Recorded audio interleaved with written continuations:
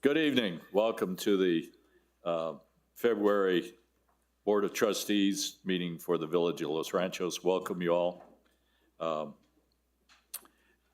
If you'd wish to speak or comment on certain items on the agenda, please sign up prior to the meeting. Commencing, the sign-up sheets are at the entrance. Are we going to do our Poster colors. board first? Let's go Colors ahead first? and start with calling to order and announcing the time. Okay. It is, where's, there, 6 o'clock. And we'd like to call this meeting to order. We'll have the Boy Scouts with a Pledge of Allegiance. If you'd come forward.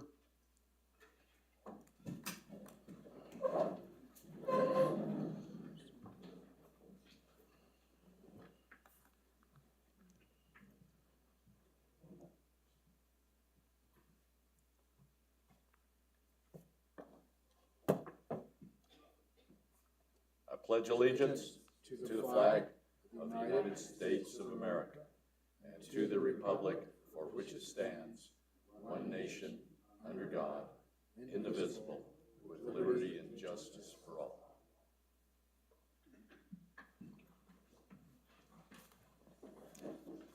Thank you. And would you guys like to introduce yourselves and your troop?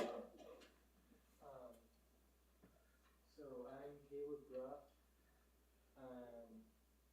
I'm this troop's acting ASPL Assistant Senior Patrol Leader. I'm second class. I'm Trevor Oakleberry. I'm Troop 9's SPL, Senior Patrol Leader, and I'm first class. All right. Thank you very much.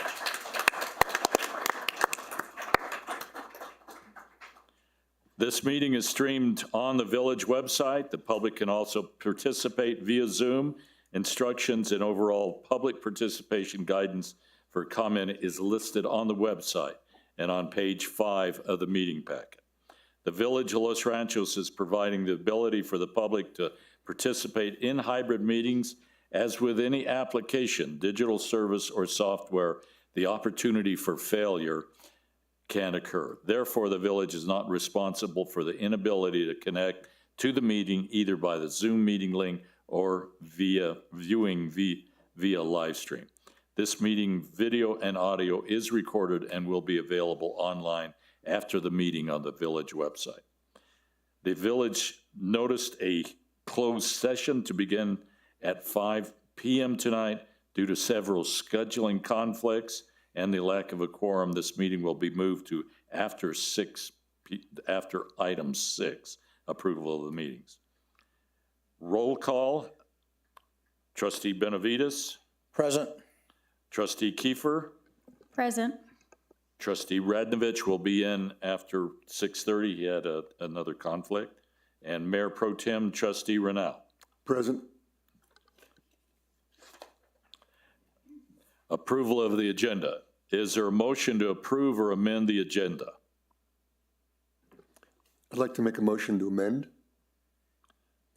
Are we, Danielle? Sure. Go ahead, Trustee Reno. Okay. I'd like to make a motion to amend. The motion I want is to defer action on public hearing SDP 23-05, request by Chavez Guadalupe LLC for discussion and approval of the final site development plan as allowed in ordinance 9.2.27, based on a letter submitted by the applicant's representative dated February 5th, 2024, as found in the meeting packet. That letter threatened personal litigation against Mayor Craig, as well as Trustee Kiefer, to recuse themselves from, quote, hearing, considering, and determining any matters before the BOT pertaining to land use applications submitted by the applicant. Given the letter's late arrival, this will allow each of those individuals the time to consult with legal counsel in response to the applicant's request. Thank you, Trustee Rennell. Is there a second? I second. Do we need a discussion? Yes. Mr. Mayor, may I speak to that? I'm John Salazar, representing Travis Guadalupe. Go ahead.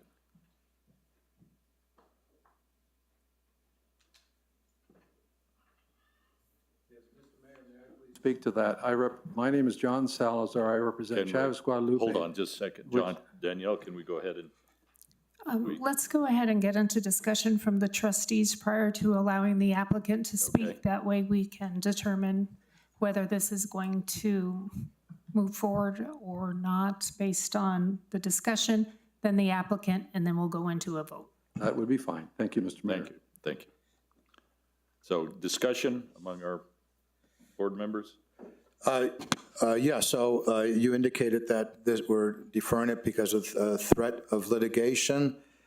Can you point to where can you read the paragraph where there is a threat of litigation, Frank? Trustee Frank Rennell. Yeah, it came out of a letter that was dated February 5th, 2024. And in the letter, it stated that the individuals recuse themselves from, I quote, hearing, considering, and determining any matters before the Board of Trustees pertaining to land use applications submitted by the applicant. It was in the letter that was part of the packet. No, but I saw the packet, I read it, but I don't think you refer to the part where there's a threat of litigation.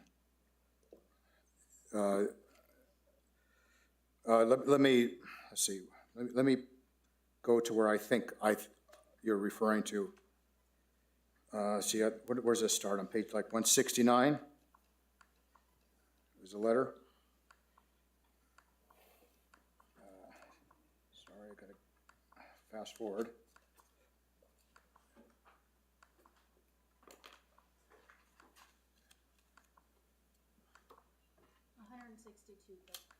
I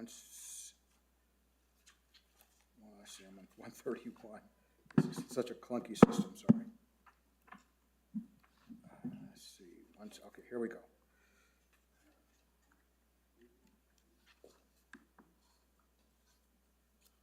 I don't have the page in front of me for some reason. Do you have the page where the attorneys? Okay, here it is. All right, so this is what I think you're referring to. Item 6. Right. So you could be subjecting yourself to personal liability, and they cite 42 USC section 1983, okay? So given that they're citing 42 USC section 1983, does that ever go away? I mean, isn't that threat exist whether they list it or not? I mean, how is this any different? I'm sorry, Gil, can you Yeah. clarify the question, please? So, looking at the memo from Rodney, Dixon, Sloan, Ken, and Rob, okay, and item number 6 on that, said you could be subjecting yourselves to personal liability. Is that what you're referring to? Right. Okay, and they cite 42 USC section 1983, provides that every person who are under color of any statute, ordinance, subjects, or causes to be subjected, any citizen of the United States, to the deprivation of any rights, privileges, or immunities secured by the Constitution and laws shall be liable to the party injured in an action at law. So they're just citing something. So it goes on to say, if you insist on hearing the matter, despite having been advised of the extreme impropriety and doing so, thereby depriving Chavez Guadalupe of his constitutional right to an impartial fact-find decision-maker, causing harm to Chavez Guadalupe, section 1983 appears to indicate that you are potentially liable, personally liable to Chavez Guadalupe and an action of law. So they're citing something which exists whether or not they cite it, right? So what is new here?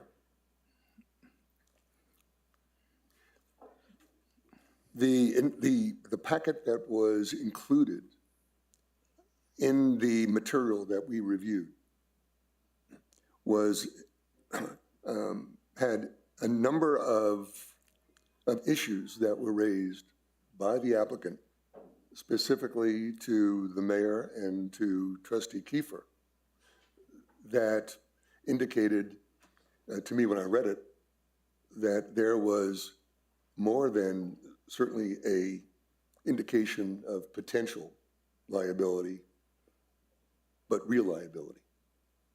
Okay, but real liability. And again, I'm not an attorney, you know, but certainly in looking at it, it certainly indicated that there is a judgment here that's being made about their ability to be impartial and being able then to vote on the request for the site plan. I mean, all they are doing is citing something which exists whether they cite it or not, right? So let me say this. We have an email that I will not disclose the contents of which, from Bill Chappell, that indicated that we would hear this today. And so I will tell you what's not in that. There's nothing about this being an issue and a reason to defer. So why did this suddenly come up? Maybe Bill Chappell would like to answer that. Attorney Chappell, sorry. Mayor and Trustee Benavides, this was not a matter that I was called to voice any opinion on. I'm not the personal counsel for either the mayor or Trustee Kiefer. So when the issue came up, should that be reviewed by their personal counsel, because this is not a suit against the village, but is against them individually, which is not a very veiled threat. It was my opinion that they should have the opportunity to discuss it with their own personal counsel before they decided whether or not to participate or not to participate, so they could see what their potential liability was. Not being their counsel, I cannot give them that advice. So is this counsel coming from our independent counsel, Vince Ward? My Mayor and Trustee Benavides, my understanding is that they have not been able to review this with personal counsel to determine what their liability may be. And I understood that was the reason for the deferral of 1 month, to allow them to do that before they had to make that decision. Okay, all right. I thought you just said it was coming from their personal counsel. No, not coming from their personal counsel. They want to have personal counsel to look at this. This is not a village issue. They've not had an opportunity to do that, as I understand it, and they would like to better define what their liability may be under this paragraph 6 and the veiled threat that was made there before they decide whether to participate or not to participate. That's as I understand it. So how much time do you think you need?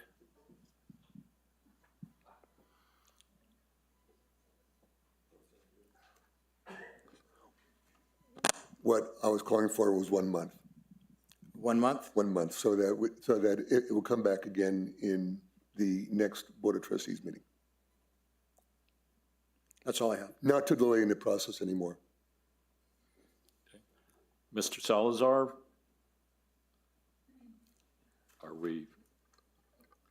Would you like to? Mr. Mayor, if the matter is deferred for 1 month, and we will be heard in a month, we would not object to a 1 month deferral. However, I do want to state for the record that there is no present threat against either yourself or Trustee Kiefer. What is stated is that we've stated because there's a conflict that is readily apparent, it would be, you should recuse yourself, and Trustee Kiefer should recuse yourself. And that's based just on conflict and certainly the appearance of conflict. Now, if you do that, there's not any possibility of a lawsuit. The only possibility of a lawsuit is if, with a known conflict, you would vote against the project and thereby hurt the project, having been advised of a conflict. That would be a potential liability under 1983. And the other thing I'd like to make clear is it would be personal liability. It would not be the village's liability. Therefore, the village itself should not be injecting itself into, as a board of trustees, into a position to protect you for personal actions. And just so everybody understands, it would not be an action against the village. But that's only if you chose not to recuse yourself, you voted against the project, and you hurt the project. That's the only way it could even happen. But there's no threat. There's no threat to do anything. The idea was just to make sure that you were aware of what could happen if you disregarded the conflict that exists. Mr. Salazar, before you leave the podium, would you please state your name and address for the record? Yes, I'm sorry. John Salazar with the Rohde Law Firm, P.O. Box 1888, Albuquerque 87103. Thank you, Mr. Salazar. Can we call for the question? Mayor Craig, before you take the vote, I would make sure that we state that it will be on the March 19th Board of Trustee agenda prior to the vote so that it's very clear for all the parties before they vote. Yes. Okay. We'll call for the roll call vote. Trustee Benavides, No? Trustee Kiefer, Yes. Trustee Radovich is out. Trustee Renaud? Yes. Motion passes 2-1. Let's move on to general public comment. Participants wishing to speak on topics that do not appear on the agenda will be given 3 minutes. No action can occur on these items. If you have questions, please feel free to contact staff during the business hours. Danielle, please proceed by calling up individuals that signed up for general public comment. Thank you, Mayor. Mayor and trustees, our first individual is Ms. Gordine McKenzie. Please approach the podium, state your name and address for the record. You have 3 minutes. Ms. Gordine McKenzie.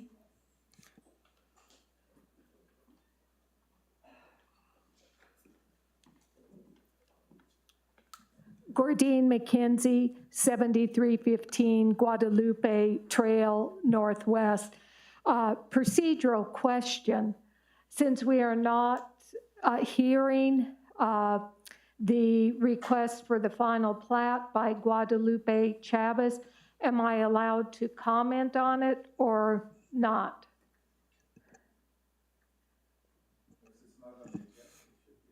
Yeah. Well, it's technically still on the agenda.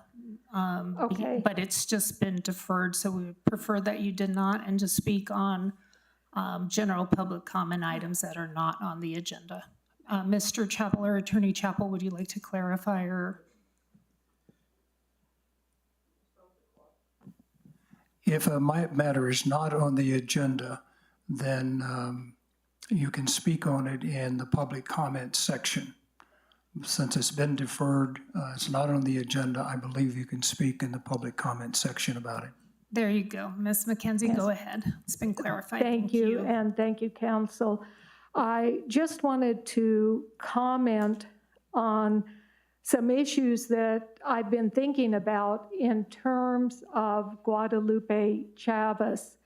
And one of the things that I hadn't considered before in the whole idea of the pilot project and cluster housing is when you put houses close to one another, there's a lot of noise and other things that will occur. But also, I am still concerned that we don't have a plan for the open space. We don't have a feasible plan for that.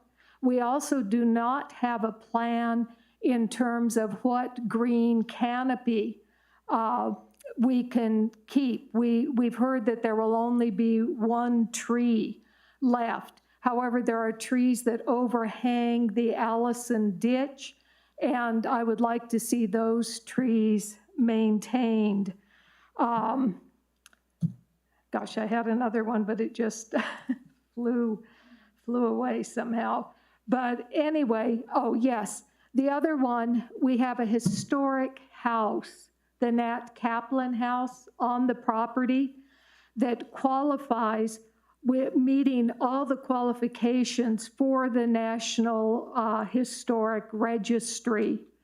And I'm wondering if that changes some of the idea of what we're doing. Not to mention, of course, the wildlife refuge that we will be taking away and the changing of the nature of the historic Guadalupe Trail.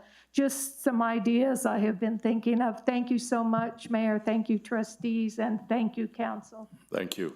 Mayor, may I respond to that? For those concerned about the same thing, in the Board of Trustees package, you will look at about page 131, I think.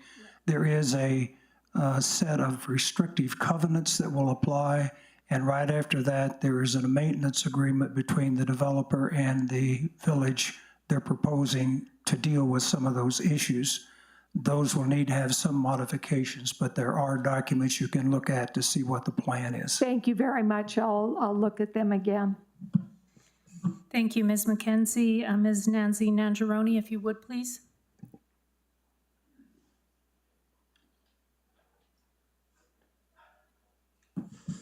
Thank you very much. Nancy Nangeroni, 7315 Guadalupe Trail. So just what happened a little while ago seemed to me a continuation of a pattern of intimidation that was previously deployed by the Stelzner law firm, supposedly in service to the village, and now is being deployed by the Jim Long project. I don't understand how having an opinion about something can render one biased. We all have opinions about everything. Some of us like some things, some of us don't. And that's no cause for people to recuse themselves from considering the matter in a fair mind. So I just want to encourage Jennifer and Joe not to be intimidated by the bullying tactics and the implied threats. At our last trustee meeting, George Radnovich opined that he thought the 4th Street project, as planned, wasn't really semi-rural in nature. And after he said that, Maria Rinaldi, our contractor and project manager, contradicted George and said, yes, it is. Now, I've worked as a contractor and I've hired contractors. It's not contractors' place to tell the trustees matters of opinion. If that's George's opinion, that's his opinion. Based on what I've seen so far, and I've only been in the village 7 years now, but it seems to me, Ms. Rinaldi, and with total respect, because I've enjoyed working with you every time I've had a reason to approach you and talk about something, but I think you confuse improvement with preservation and maintenance. And you can't have semi-rural by making improvements to it. That's just the bottom line. Semi-rural means what's here stays here, and we don't pave it over, we don't build over it, we don't subdivide it. That's how we keep it semi-rural. And so I would urge Ms. Rinaldi, who is very skilled at her job, no question about that, but I would urge her to, and I apologize for being so personal in front of everybody. I know this must be horrible for you, and I, again, apologize. But I urge Ms. Rinaldi to try and come at her job of managing projects for the village from the standpoint of developing sustainability rather than developing roads and infrastructure. Thank you. Thank you. Thank you. Ms. Teresa Raya. Please, if you would, approach the podium, state your name and address for the record. You have 3 minutes. Teresa Rael, 1005 El Alhambra Circle. Mayor and trustees and residents, if any of you have wondered, does Los Ranchos have a historical society? Well, we do. And I want to share with you the burgeoning Los Ranchos Historical Society. It all started about a year ago with Joe Craig, Gordine McKenzie, Nancy Nangeroni, Ron Chavez, and Eugenia Eberly. Since then, 12 of us have met to organize, and we're in the process of formalizing a mission statement, articles of incorporation, and whatever else we need to achieve a 501c3 status. Anyone that is interested in joining can visit our website at losranchoshistoricalsociety.org. And thank you to Nancy Nangeroni for creating and maintaining the website. If anyone has historical photos of the village, please contact us through the website. We will come to your home and digitally scan your photos, and then that way you don't have to worry about the photos getting lost. And we recently toured the Cromer House on El Pueblo, and this is a house that was built in 1883 and is on the National Register of Historic Places. Gordine McKenzie recently had her second historical article in the Village Vision, and we plan to continue doing oral histories of people and places in the village. As a historical society, we are hoping to bring some fun events and interesting speakers to the village. We're a group that is enthusiastic, motivated, and really pretty full of energy right now. So if you're interested in the history of where you live, please join us. Yeah, thank you. Thank you. Thank you. Mr. Chris Reedy, if you would, please approach the podium.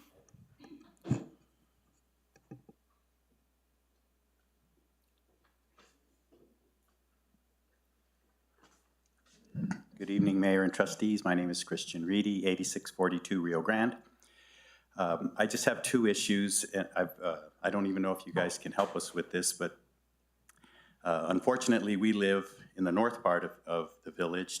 We're north of Paseo and east of Rio Grande, and we have a horrible cell phone problem out there. And I've heard others express this to you all, and I've seen contracts with some of the cable companies and all of that type of stuff, so I don't know if that's something that you guys could get involved in. We're with Verizon for several reasons. It wouldn't be convenient to change package right now, but our children live on the same property, and sometimes we can't talk to them 200 yards away. So, and I know it's been an ongoing process, but if there's anything, any leverage, we've been dealing with Verizon for weeks, and they're gonna fix it. They're gonna let us know what the problem was, and nothing ever comes of it. They've even given us a free booster extender thing, and it puts you to Wi-Fi calling, but that's it. It doesn't help anything else. So if there's anything that could be done about that, I know it's been a ongoing problem. And then I would greatly appreciate any help we could get.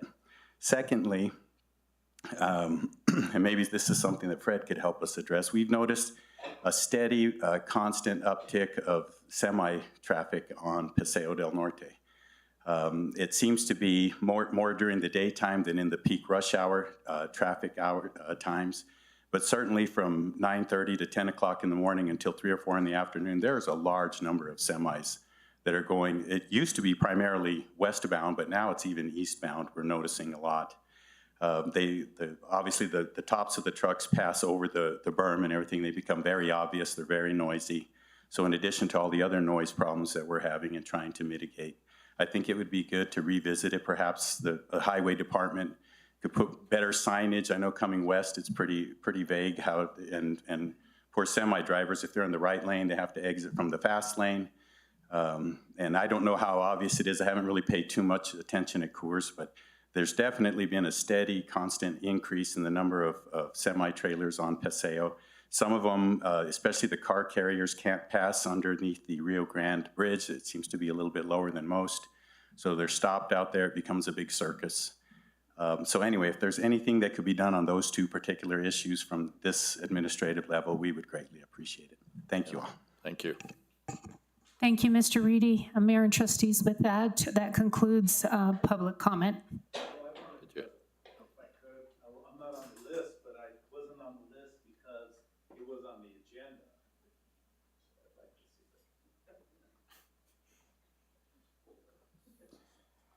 My name's David Montoya. I'm at 8831 4th Street Northwest. What I would like to encourage the village to do now that we have a month is to try to enter into negotiations of some kind on the Chavez Guadalupe, because I think people can actually work together to find a solution to make this more amicable for both sides. And I urge the village to enter into some kind of talks at least to see if we can find a solution to the ongoing problem and everybody look good. I think it's possible because I think people can find a way to cooperate and maybe come up with a negotiated settlement so that's easier for everyone. And secondly, on another issue, I urge everybody on 4th Street, if you really don't like and don't think that 4th Street is rural, it isn't right now. And I urge anybody that opposes what we're attempting to do to walk down 4th Street and take your 6-year-old child walking down 4th Street and watch what it's like and just try it. And you will see that 4th Street needs help. We need a buffer, and it will still be rural in nature, and that we should work to make it as rural as possible to make everyone happy. But right now, when I take my child, my grandson, to Ranchos, walking down 4th Street, it's frightening. He's in the 2nd grade. And I urge anybody to please join me any morning to go take them down there to think that 4th Street should not be improved. Thanks. Bye-bye. Thank you.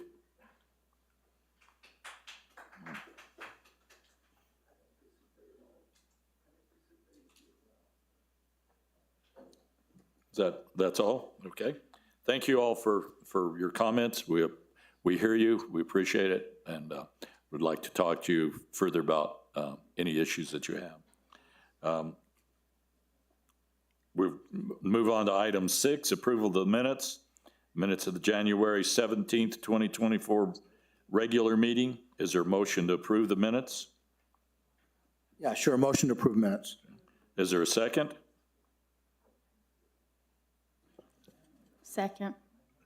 Okay, call for the question, call for the roll call vote.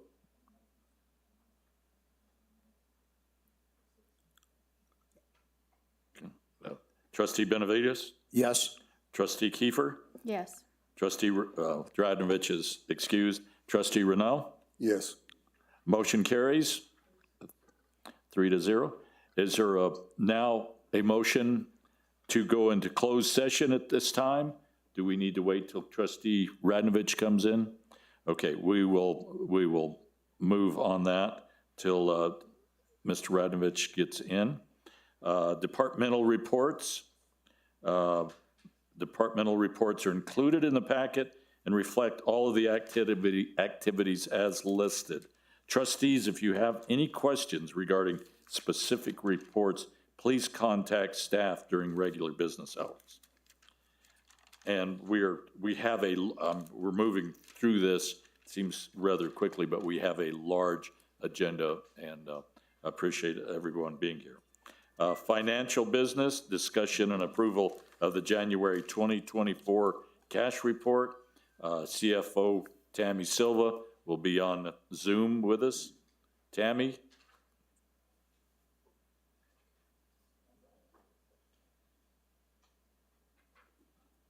Good evening, everyone. Good evening, Mayor, trustees. It is not allowing me to start my video at the moment. Okay, we need a motion to approve the cash report, and then we can talk about it, or we need a, Let's go ahead and have CFO Tammy Silva Okay. give her report, and then we can go into motions and approvals. Tammy, can you go ahead and just give us a verbal? Sure thing, Mayor. Mayor Trustees, before you is the cash report for January 31st, 2024. The ending cash balance for January 31st, 2024 is $12,102,297.43. This is a decrease of $9,606.31 for the month.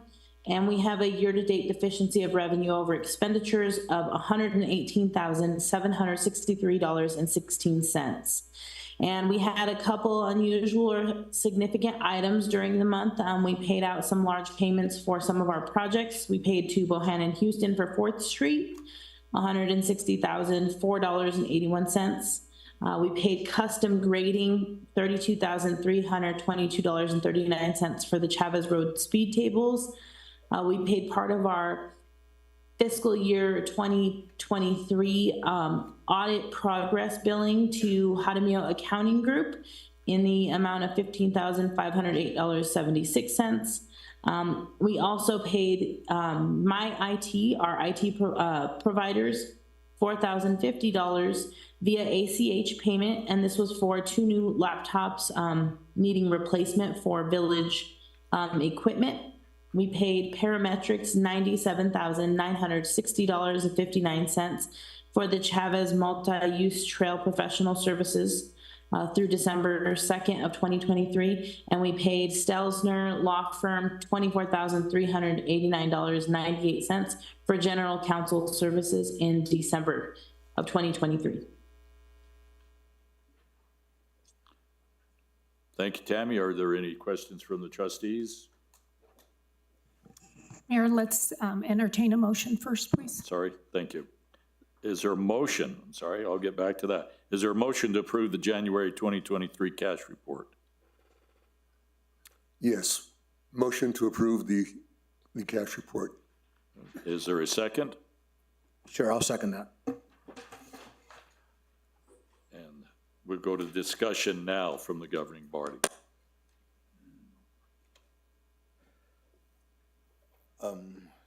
Should I go first? Or? Yes. Okay. I'm sorry. Please. Oh, it's all right. Let's see. I do have just, I think, a few questions for you. Maybe just one, actually. So in terms of the checks, and it's not a huge item, but just curious about the check to New Mexico Government Law LLC. And in the notes, the description, it just says, Village of Los Ranchos, Joe Craig versus Village of Los Ranchos.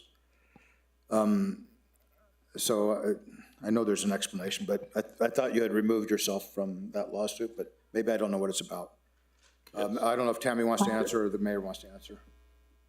So Mayor Trustee Benavides, I can kind of start with that. So New Mexico Government Law LLC is who we are contracted to in a small purchase contract for any litigation that is being represented for the former elected officials. And so they are representing anything that has to do with the old, the last mayor and the last trustees. And so the reason why you're kind of seeing that description there is this bill was paid on January 9th. However, this bill was from prior months. And so I'd have to look it up, but I believe this was the November bill that was being paid in this check here. That's a perfectly fine explanation. One other thing, let's see, the gross receipts tax. I know for the January report, we had, and it was like over 500,000. It was a new record. And I'd asked you if that could be contributed to gross receipts tax collected from the palindrome construction which I think gets taxed, and you were going to look into that. Did you have any information about that, and is that continuing? Mayor, Trustee Benavides, so yes, I was able to look into it as far as I can with the report that was provided to us from the state, and they lump everything together. So I don't have the number in front of me, but yes, our construction GRT, that industry did go up significantly, and so that would be one of the reasons why we saw that increase. And I will say that there were a few other industries, pretty much all of them kind of ebb and flow throughout the months, but there were a couple that had some significant increases, and I will go ahead and send you an email this week with just the industries that I saw an increase in. That way, because if you had a chance to look at the GRT report that I sent last month, there's a lot of information on it. So I'll go ahead and send you all a report that just shows the industries that had an increase in that month, so you can see that.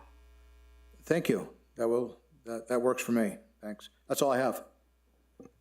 And I might add, Trustee Benavides, that is not a lawsuit by me. That's the previous lawsuit, and the firm was brought in by Mayor Lopez. So That explains it. Yep. I just saw it Yeah. Monday. Okay. So it was an interesting question. So thank you.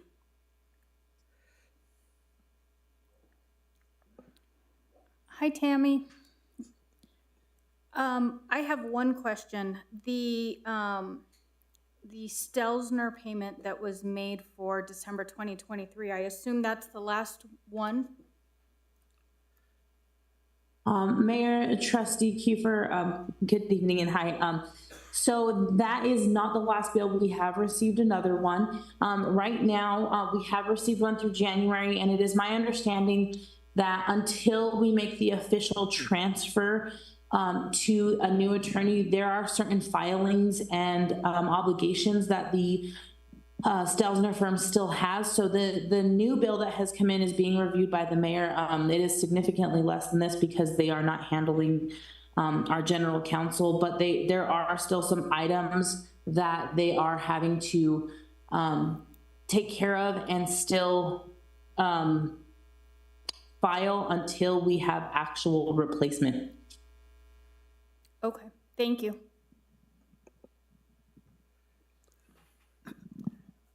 I've got one general question. When I take a look through the cash balance summary, by fund,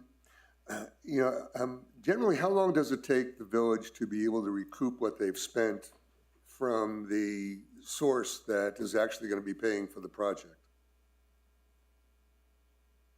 So Mayor, Trustee Renow, it just depends on the state and the different grants that we have. So there are some requirements of when you can submit a reimbursement. It has to be over a certain dollar amount, and they're not very high. However, once we have, so the process is once we spend the money, I have to wait for a canceled check.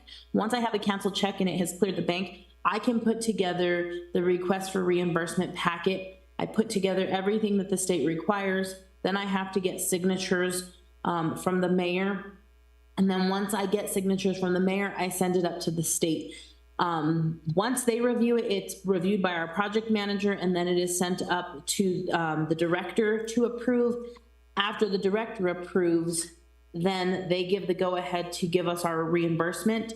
That process can be anywhere between 1 month or 6 months.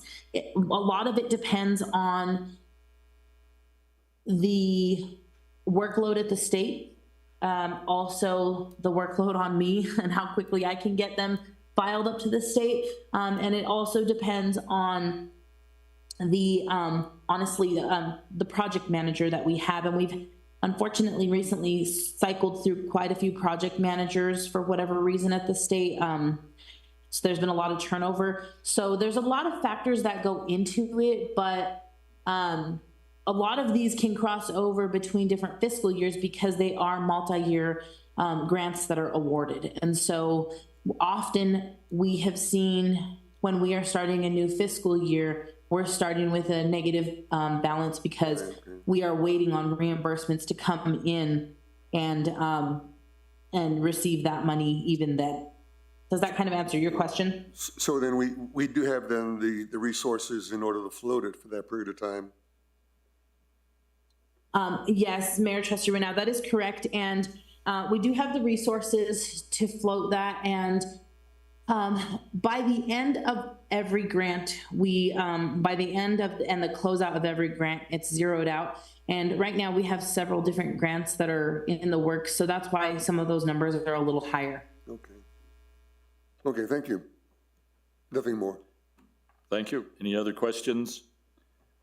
Call for the question. Call for the roll call vote. Trustee Benavides? Yes? Trustee Kiefer? Yes. Trustee Renaud? Yes. Trustee Radnovich is not still excused. Motion carries 3-0. We'll go on to B, discussion and approval of resolution number 2024-0201, a resolution approving a budget adjustment request, BAR, recommending budget revisions related to the General Fund 101 for the Village of Los Ranchos. Tammy, can you please describe? Yes, Mayor, Trustees, before you is the resolution 2024-02-01, and this budget adjustment request is to just reallocate funds, not add to the budget. So what you'll see here with the support for this is we are proposing to move $45,000 that was originally budgeted in our capital expense for roadways, bridges, and culverts. We are proposing to move that into two different line items, $20,000 to professional services in the general administrative and $25,000 into the maintenance of grounds and roadways. The reason for this change is our maintenance facilities manager has stated that the culvert is not going to be worked on or completed or touched at all anytime before June 30th. So we will not be completing that project by year end. However, the $20,000 that's being moved into the professional services is to start on solar engineering for a future solar project for the village, to kind of get a jump start on that. And as money becomes available, being able to apply for that. And the $25,000 that's being proposed to move into maintenance of grounds and roadways is for paver projects at both Village Hall and the Agri-Nature Center. And I stand for any questions on that. Any questions from our trustees? Is there a motion to approve resolution number 2024-02-01? I make a motion to approve resolution number 2024-0201. Is there a second? Second? We had any further discussion? Floor is now closed for comments. Call for the question, call for the roll call vote. Trustee Benavides? Yes? Trustee Kiefer? Yes. Trustee Renaud? Yes. Trustee Radnovich is excused. Motion carries 3-0. We'll go on to C, discussion and approval of resolution number 2024-0202, a resolution approving a budget adjustment request, BAR, recommending budget revisions related to the Capital Improvements Fund 312 for the Village of Los Ranchos de Albuquerque. Tammy, could you please just talk about that?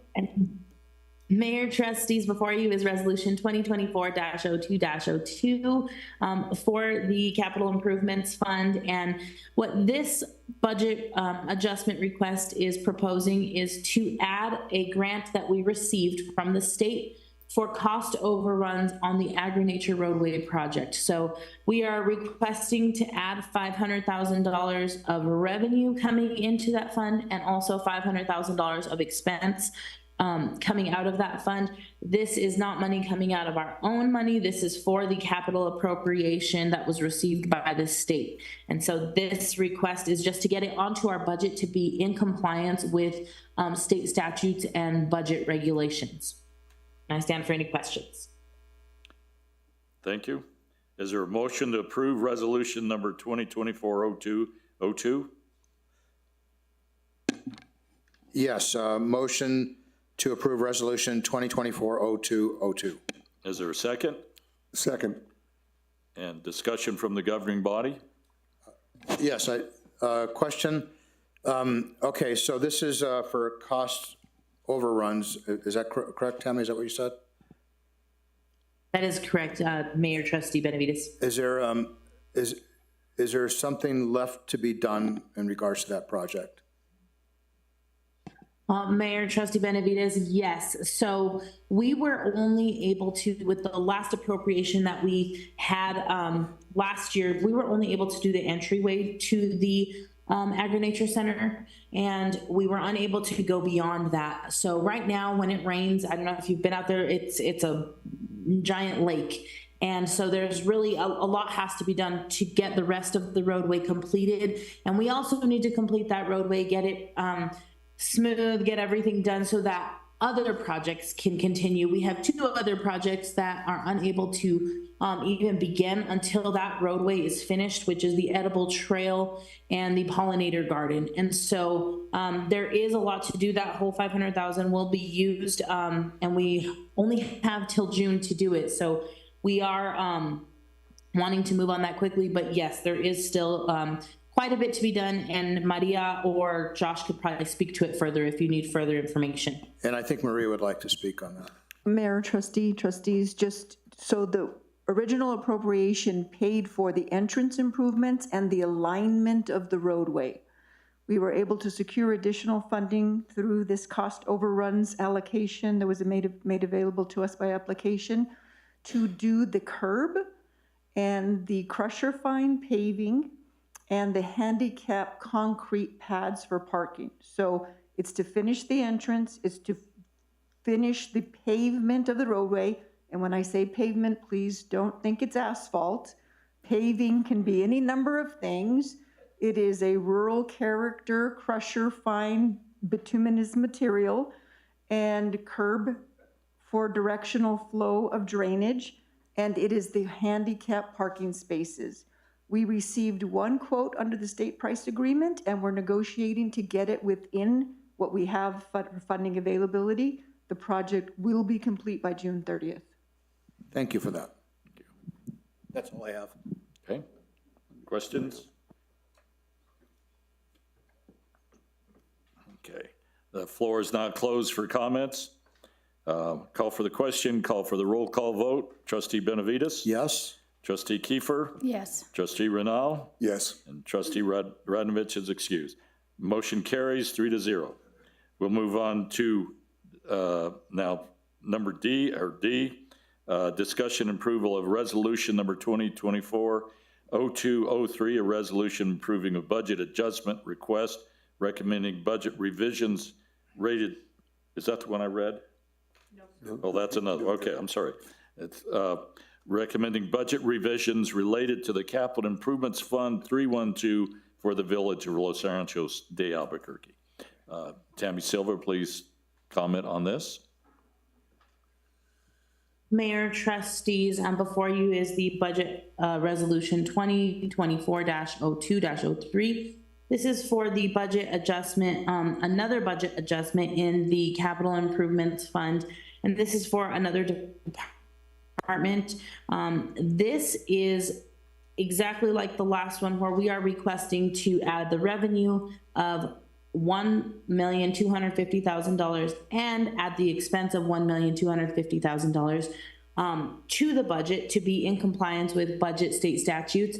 What this is for is to reconstruct Old Village Hall. And this project this grant was given to us as a quality of life grant. And we've received this grant. We are hoping that we have till December to spend this money, but it may only be till June. So we're trying to get this one rolling as well, to get this into, get it into play and get this money going. But again, this is not any of our money. This is money that has come from the state, and we are requesting to add just the revenue and the expense to be in compliance with budget state statutes. Thank you, Tammy. Is there a motion to approve resolution number 2024-0203? Motion to approve resolution 2024-02-03. Is there a second? Second. Thank you. Discussion from the governing body?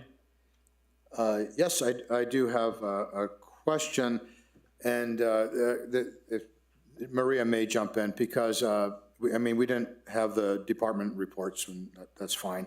But in reading the department reports, in regards to Old Village Hall, I saw the language that the Old Village Hall will be renovated. I think that is technically incorrect. Is that right?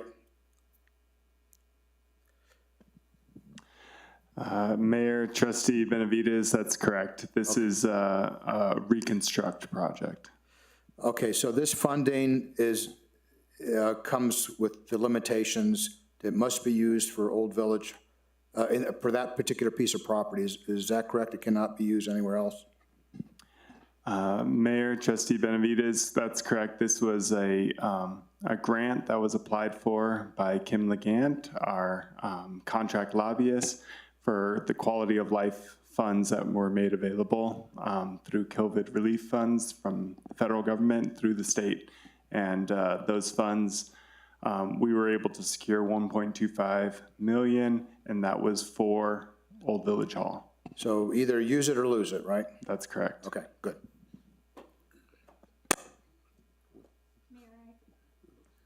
Mayor, I have one question, and this is probably for you, Josh. Can you kind of tell me what reconstruct means and kind of bring me up to speed of what this project is and the reason for the request and all of that good stuff? Thank you, Mayor, Trustee Kiefer. Yeah, there's been a desire. We've had requests from a lot of people in the community for a meeting space that could be used kind of like a community center, but just kind of like a space for the Historical Society to meet, HOA groups to meet, things like that. And we haven't had a space for that. And so these funds became available. So we applied in order to create kind of a meeting hall for residents. And so if you would like to see kind of some schematics and plans that we're entertaining, we have them in my office. The mayor has them as well. We've met with some architects to kind of look at some design for a meeting space. Great, that's exciting. With that, how many people are we looking at being able to fit? Because I'm just thinking of back when we had this building filled plus outside. Thank you, Mayor, Trustee Kiefer. Right, this would not be a new village hall, but it would more be for meetings, for HOAs, Boy Scouts, those kind of things. So we're looking to stay on the same footprint that's there and not to expand that footprint. And so we're looking at a capacity of probably around 60, 70 people. It would have the ability to bring a wall across to create 2 meeting spaces, or to remove that to make one larger hall for the whole group, for a larger group to meet. Perfect. One more question on that, just because it got me thinking. Could it potentially be, is it going to have the technology where it could be potentially an expansion of this location where meetings can be streamed over there for participation? Thank you, Mayor, Trustee Kiefer. Yes, we are talking about having that technology there to have Wi-Fi capabilities and all those things so that we can have, the technology, cameras, everything there.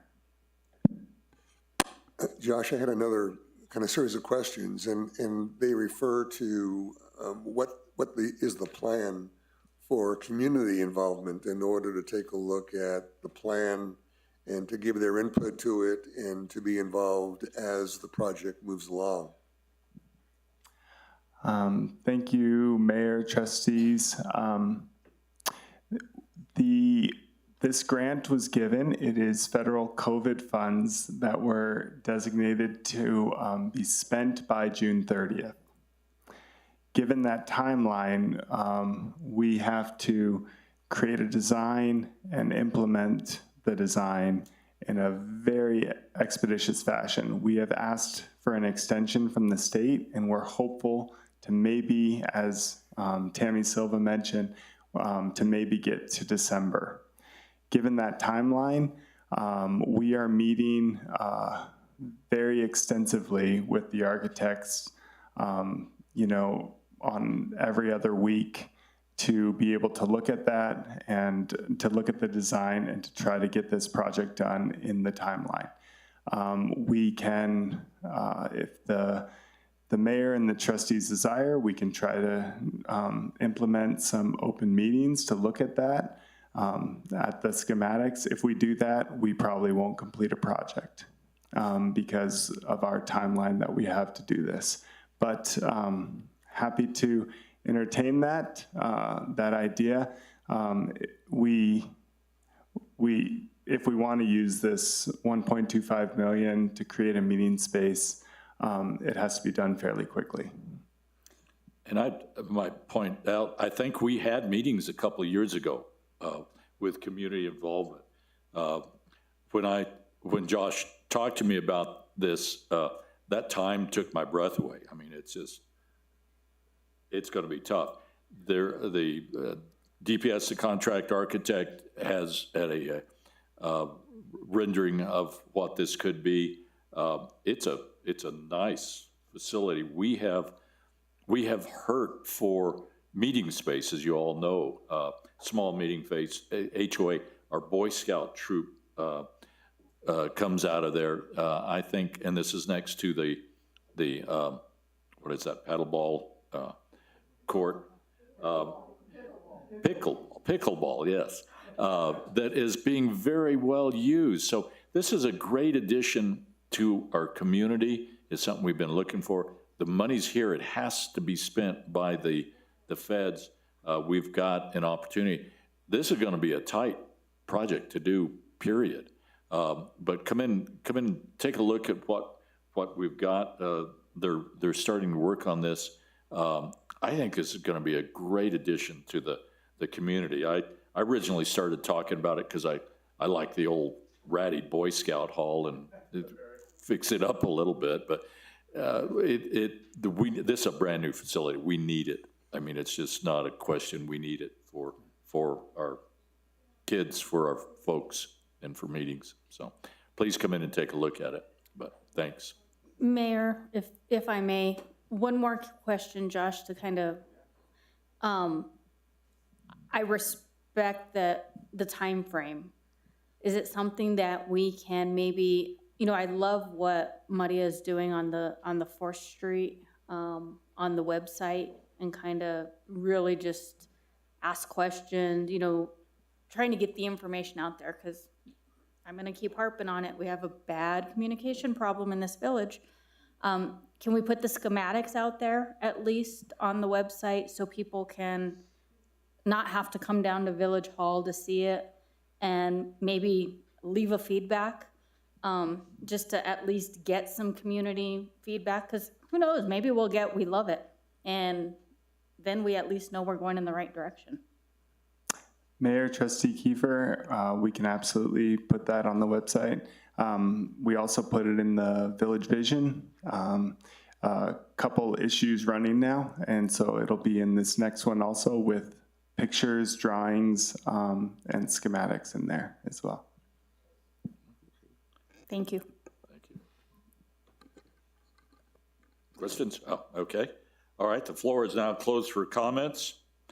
Call for the question, call for the roll call vote. Trustee Benavides? Yes? Trustee Kiefer? Yes. Trustee Renaud? Yes. And Trustee Radovich is still excused. The vote carries 3-0. Thank you. We're going to skip 9.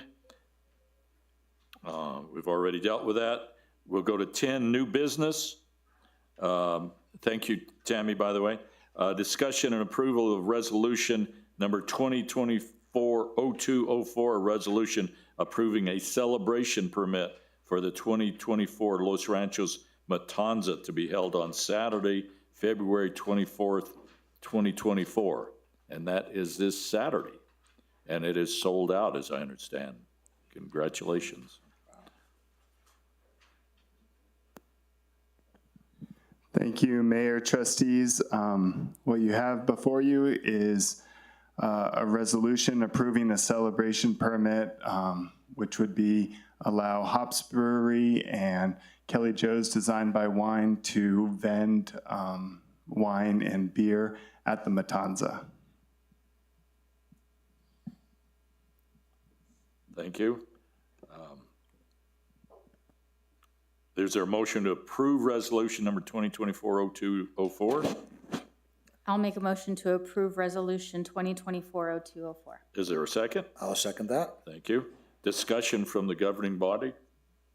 Trustee None. Benavides, or- I just think this is wonderful. I mean, the village has, whenever the village has events, it just seems to be such a popular thing. And I just keep thinking how we can capitalize on those sort of things without burdening the staff any more than they're already burdened. But yeah, it's sold out, not surprised. Yeah, so that's all I have to say. Any more? I don't know if we've talked about it. We did a KRKE 7 o'clock show a couple of days ago. I think good response from it. Josh did a fabulous job. This, I think, as Trustee Benavides said, or talked about, this is part of our village history. It's a great continuation of what has been done for years. I'm seeing a lot of great response from this. A smaller event, say, than our Lavender Festival, but really carrying forward what our community has done. And thank you. And to add, our staff, you can't believe how hard our staff is working, period, not only on this type of thing, but I think it's, I just want to thank you guys. Anyway, floor is now closed for comments. Call for the question. Call for the roll call vote. Trustee Benavides? Yes? Trustee Kiefer? Yes. Trustee Renaud? Yes. Trustee Radnovich is still excused. Motion carries 3-0. B, discussion and approval of the 2024 farm plan for the Paseo del Norte open space, Jacobo Sanchez, Southwest Soil. Please come up. Mayor, trustees, I'm Jacobo Sanchez, farming the Paseo del Norte open space. Address? 9214 Edith Boulevard, Northeast. Thank you. On 222 of your agenda packet, there's the farm plan there's a little bit of a presentation. It goes on to talk about the things that were done last year, and some pictures with some progress. It also kind of goes into the original proposal from the original farm plan that kind of went through the whole 5-year plan. There's an action plan that kind of hits some of the milestones on 224 about the things that have been done, how some of the pipeline irrigation stuff was originally planned out to be, what we've kind of worked through, some of the soil samples and testing that was done, and what the future holds for getting the east side of that 16 acres irrigated after the pipeline project didn't work. So then it leads into the 2024 plan on page 225 that talks about some of the tree planting, that a lot of people participated in. It goes on to talk about a couple of meetings that I've had out there with NRCS to look for funding to get, a irrigation pipeline installed and funded through NRCS. And then right now what we're working on doing is getting, when the pipeline project didn't work to get the east 16 acres irrigated, it was decided with everybody in village staff to do a dirt ditch to accommodate for the irrigation and the laser leveling that had already been done previously when we had planned for an irrigation pipeline. So we've been working on that. They started flushing water on the Albuquerque main today, which is at the west end of the property. Soon after the Chamisal lateral will get water. And then with a dirt ditch, we need to, the ditch is dug, and we need to get water in it to, firm it up and stabilize it a little bit, and then go back through and clean it out. There's gonna be some checks installed along the way and some turnouts going out to the field, and then that leads into the next page of 226, which kind of talks about a crop plan. When this all was put together, it was for a meeting that Josh had coordinated with Joe Craig and I, or Mayor Craig and I, on sometime in December, I believe. And originally it was going to be the best plan with looking at the water forecast and what was going to be happening with the irrigation season to do a sorghum Sudan. After having some time to think about it, working with Colorado Seed, kind of came up with a dryland crop pasture mix. I think it's like an 8-way that is going to be a lot more drought tolerant in case we do run out of water on that field. We'll hopefully have something established, and then it'll carry through, and it'll be a lot more permanent than a sorghum Sudan that is an annual. It continues into what was being done on the west piece of property, and the existing that was done at the beginning of last year, and that field was established as a tall fescue. Page 228 is, there's been a lot of talk, and they did, when David Montoya had the fields, they did like seeing cows. That's something that can also be integrated back in. So the talks of having interior fencing installed, something that we've talked to administration about, something that Mayor Craig has looked at, and that's on 228, and that's adding interior fencing on the south side and on the north side. On the north side, it's going to create another walking path or section between the Albuquerque main ditch and the Chamisal lateral. It's pretty much already existing. There'll just be a fence inside of that to allow for another walk path similar to what is already established on the south end. And if there's any questions, I'm happy to answer. Thank you. Discussion from the governing body, or we need a motion, I'm sorry. Is there a motion to approve the 2024 farm plan?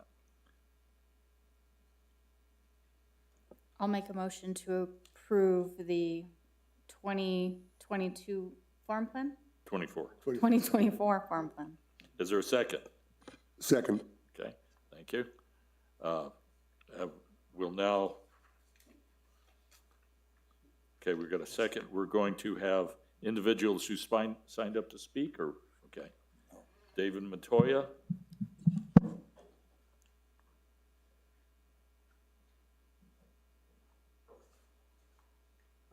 David Montoya, 8831 4th Street Northwest.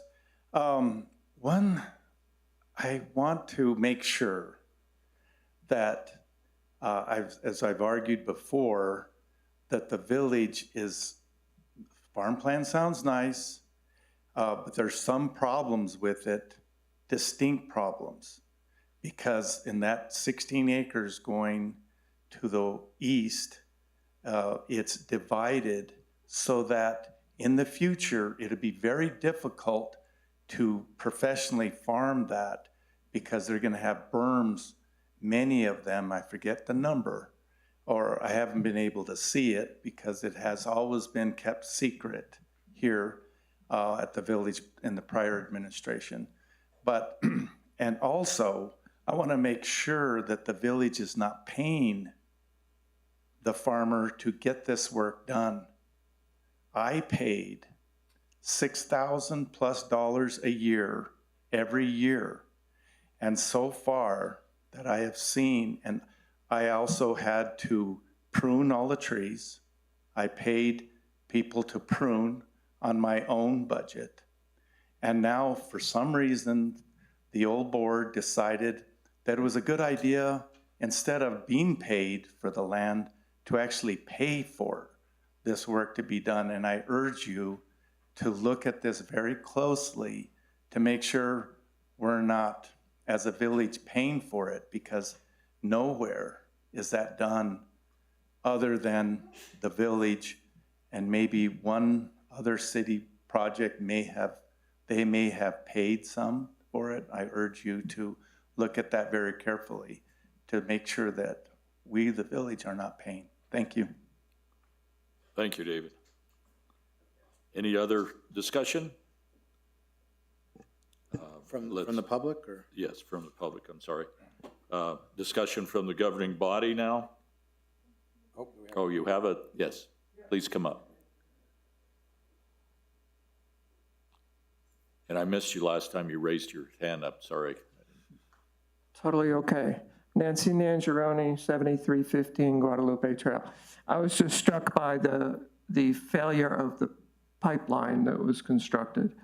And as an engineer, it's hard to imagine constructing a pipeline that fails. I don't understand why a pipeline would have failed unless it was improperly designed from the beginning. So I'd love to hear more about that. Thank you.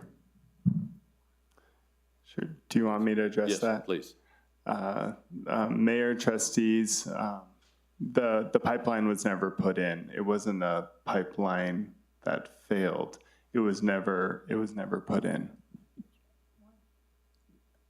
So that part of the report wasn't really honest? So there was a plan to put in a pipeline, and that's why it was laser leveled the way it was from the center going to irrigate north and south. And there was funding. We were looking at funding to implement a pipeline. However, that funding, which was a loan through MRGCD, fell through, and that is why that pipeline was never put in.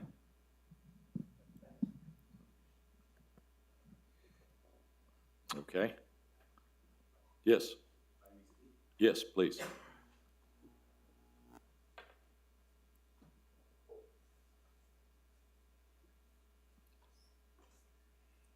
Thank you, Mayor and trustees. Again, Christian Reedy, 8642 Rio Grande. I am just due west, just across the main canal from the Paseo del Norte open space. And I would like to say, I echo some of the concerns of David Montoya about costs and things like that. I saw some of the Bacchus trees invoices and stuff, but I must say that it's beautiful out there, and it is very pleasant to walk. And if anyone has not taken the time to go out there and enjoy it, you should, because it's really coming around very well. I know there were some problems with the MRGCD and the ditches going in and all that. It's very complicated. And I know those ditches do not come cheap. So at any rate, I just wanted to be inviting to the community and thankful to the commissioners and the trustees and the mayor, because currently it's a beautiful piece of property to walk and it's very enjoyable. So please come out and use it. Thank you. Any other comments? So I do have questions, but Yes. maybe Jacobo can come back up. Okay, yes, please. So I do have some questions, but I thought maybe you could respond to David Montoya's concern and what is the village paying you for?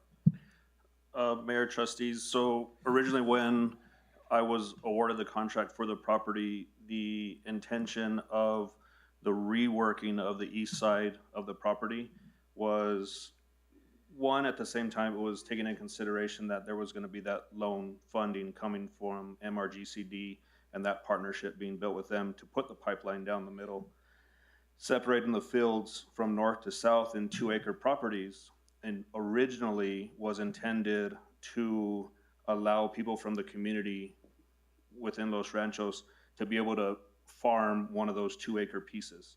To be able to farm those 2-acre pieces, you need the infrastructure to water things separately and individually, and that was the reason for the 2-acre separation. The field from top to bottom drops 3 inches by every step, and it's divided into 2-acre pieces. It is still going to flow north to south as far as its slope from the center, out from the center, but will there need to be berms in the middle? Yes. As a professional farmer, I can still cut and bale a 2-acre piece of property, and that's what they're divided into right now.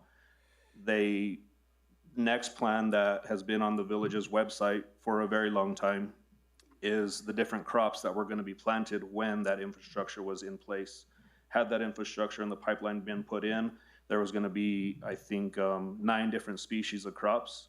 And in talks with Josh, that the Agri-Nature Center would be able to use that property in cover crop trials, maybe using it to capture seed and do some other things that Josh likes to do at the Agri-Nature Center. So it was all going to work together.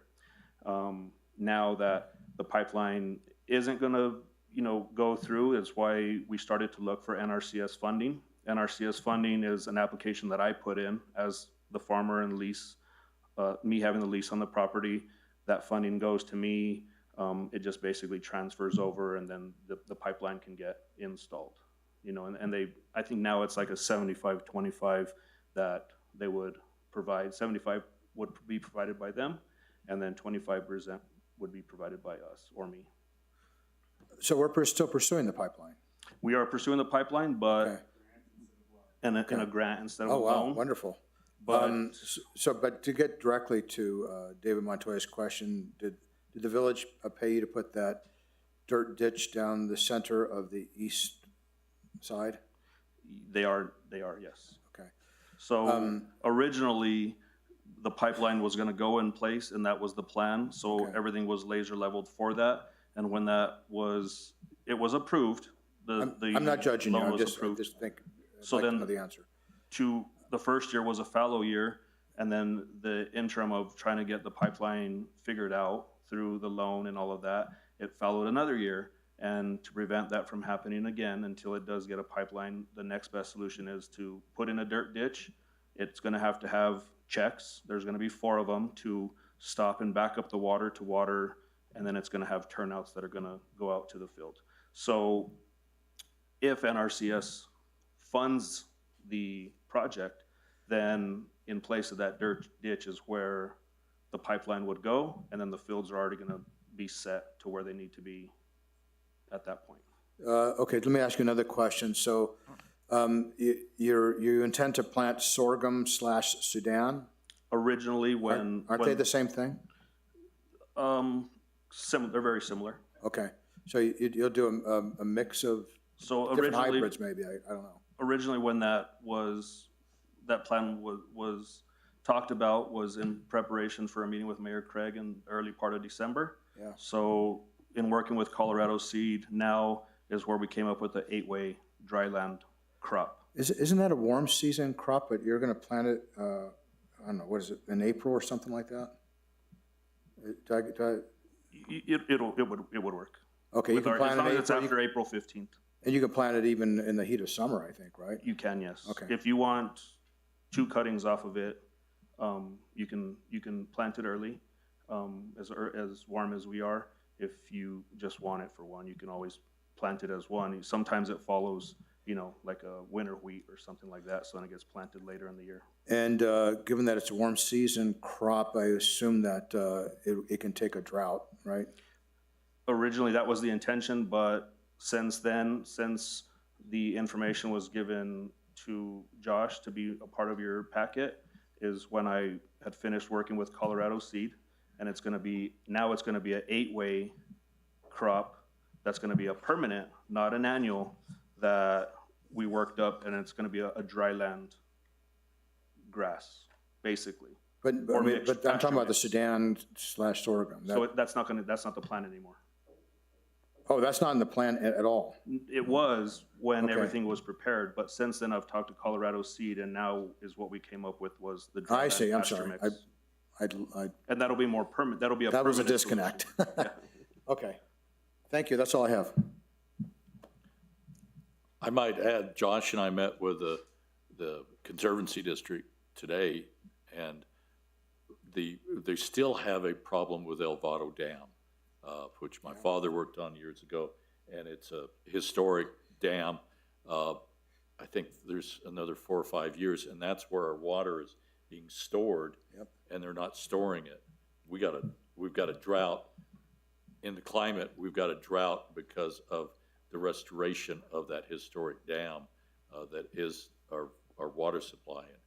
And we ran out last year, I think, and there was enough rains. I think we got some, but I don't know what.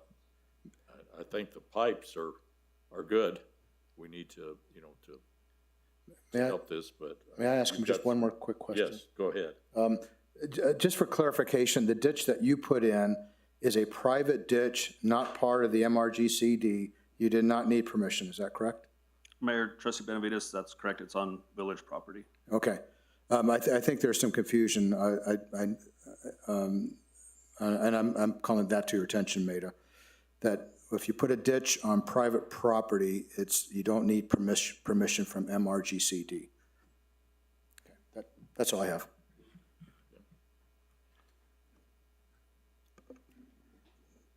Hello. Yes, Mayor, Trustee. Please. Sorry, questions.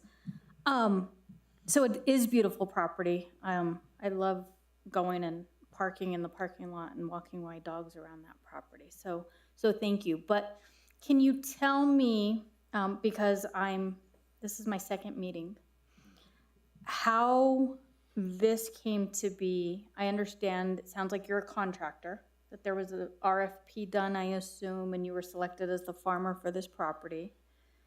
How are the plans put into place? How were they developed? Who oversees this project? How often do you come before the board to keep us apprised of what's going on? Is this a fluid plan? Is this as the weather dictates and droughts and all that good stuff? I know it's a loaded question because it's a lot, but kind of give me the Cliff Note version of who you are and what this is about, please. Mayor, trustees, I think I should probably answer the process questions, and then he can answer the farming questions. But yeah, so the David Montoya had been managing that property for, he can tell me how many years? Plus 15, so many years. And so according to our ordinances and statutes, we had to go out for RFP after the expiration of that, which we hadn't done. So we did an RFP. The selection committee received the applicants, and in the applicants were the farm plans. Each applicant submitted their farm plan in their application, their 5-year plan for the property. So that's how we came up with. And then the selection committee picked the farmer based on their proposal. So the proposal, which you see in front of you in an amended version, is what was originally submitted by Jacobo and was selected. This then comes before the Board of Trustees every February or March to present his farm plan for the approval by the trustees, or to amend that farm plan for that growing season.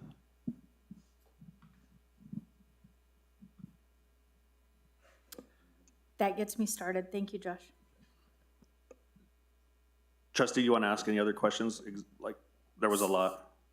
So I guess with that information that Josh just provided, I know there was concerns initially because a lot of the very old cottonwoods died during the fallowing. So I guess I know nothing about farming.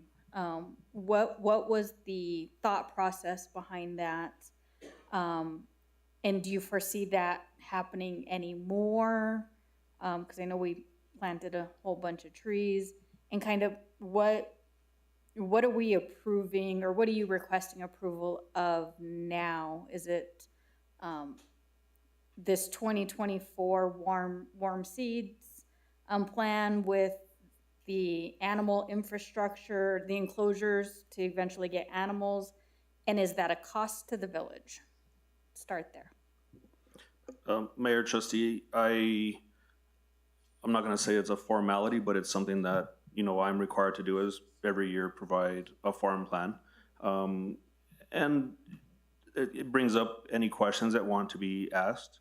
The fallowing wasn't just a decision by myself. It was talked about with administration at the time, and you know, administration was working with MRGCD, and it was kind of, we can talk about the timeline and get more, you know, firm dates of why we decided what we were going to do. The fallowing program was something that we could take advantage of from MRGCD, but it was also working in conjunction with getting the pipeline. We really anticipated that the pipeline was going to go in and that loan program was going to happen. There were some questions and some concerns about it, which stalled it a little, not stalled it, but, you know, had us look at it a little bit closer. Ultimately, it wasn't what the village wanted to do, so then we just basically had to shift gears. During that time, the trees did stress because of the lack of irrigation that wasn't happening on the fields. But, you know, on the other side of Paseo, you know, let's say behind Mayor Craig's house, you know, none of those are, you know, purposely irrigated by a farm field. They were already in some sort of stress. We did try to mitigate that. I would take my 2,000-gallon water truck out there once a month and put water to the trees that we could, you know, as a supplement. In the meantime, the village and administration was working on getting irrigation drip line installed, which then segued into the planting of all the trees. I don't exactly remember where the trees came from, but I dug all the holes for all the trees. I wasn't there for the planting day, but I dug all the holes for the trees, and then they were planted, and now they're being, you know, irrigated and maintained by the drip line or more of an irrigation line that was installed by the village. Is there a cost to the village? She asked that question. For the trees, For everything.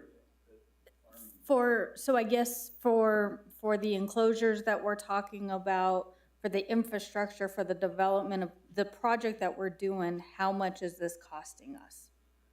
the village can probably answer to, like I said, I don't know where the trees came from and all that. Mayor, Trustee Kiefer, trustees, so you would have to ask specifically, yes, there are costs for managing the open space.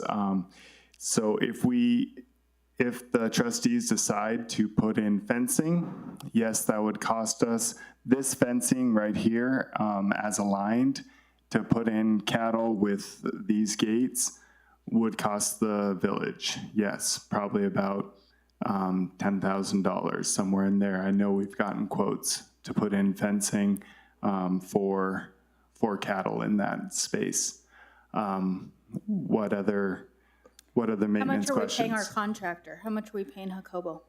So Jacobo leases the land. He pays us to farm it. If there is something as far as infrastructure that we want to put in, then we pay him for doing that work. So for the farming, we don't pay him to farm it. We pay him if there's, if we want him to put in a ditch, or if we want him to contract people to do the fencing, something like that, then we would pay for infrastructure.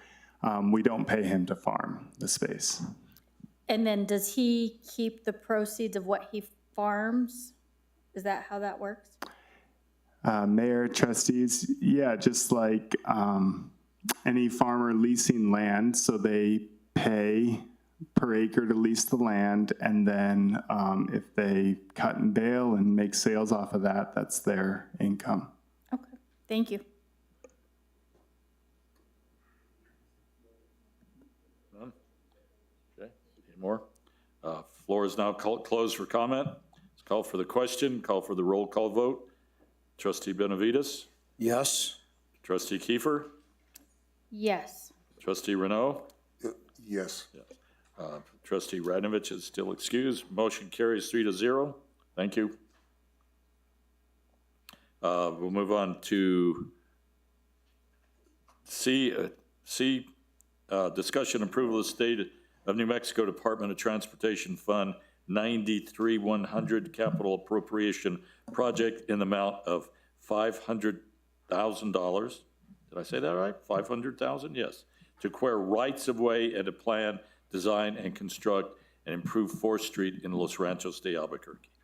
Project Manager, Ms. Maria Rinaldi. Oh, there you are. I'm already up here, sir. You're all right, thank you. Mayor, trustees, what you have in front of you is the actual grant agreement. Legislative appropriations are directed through the New Mexico Department of Transportation when they relate to roadways, streets, bridges, and other transportation infrastructure. So the grant agreement is issued by NMDOT. This is in the amount with no matching requirements. This is a 2023 legislative appropriation. And you may be wondering why we're seeing a grant agreement for a 2023 legislative appropriation when the 2024 legislature just closed. It is because we have the option to choose the bond sale in either July or December for an appropriation, and we chose December for a couple of reasons. One, we didn't need the money yet, and two, once you accept the money, you have only 6 months to begin obligating the funds. So it suited our purpose to let it go to the second bond sale, and the grant agreement came through in the past couple of weeks. This agreement fits right in with the funding formula to complete funding of Phase 2A, which the 90% design review meeting is tomorrow evening. And this will go right into that funding stream and bring us to full funding for that phase. And if you have any questions, I'm happy to answer them. Is there a motion to approve the capital appropriation project?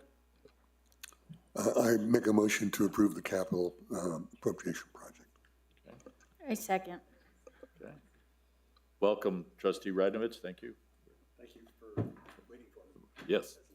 I'll let you sit down there, if you guys don't mind. We're at 10C.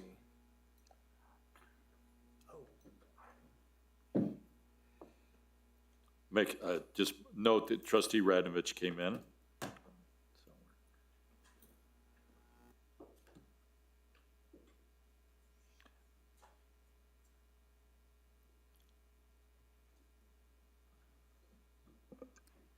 Mayor, do we want to take a 5-minute break? Yes, why don't we do that? That's a good idea. Thank you. You don't get it. I'll boot it up. Okay.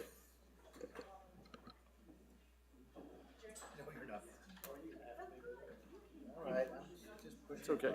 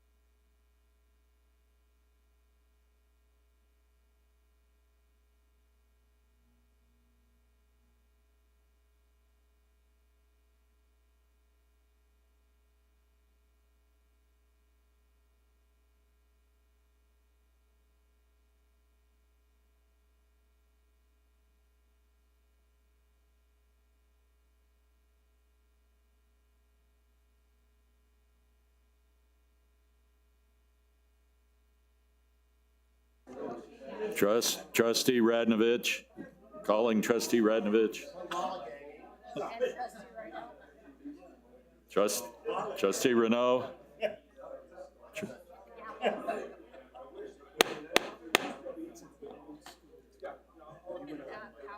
That's power. Okay.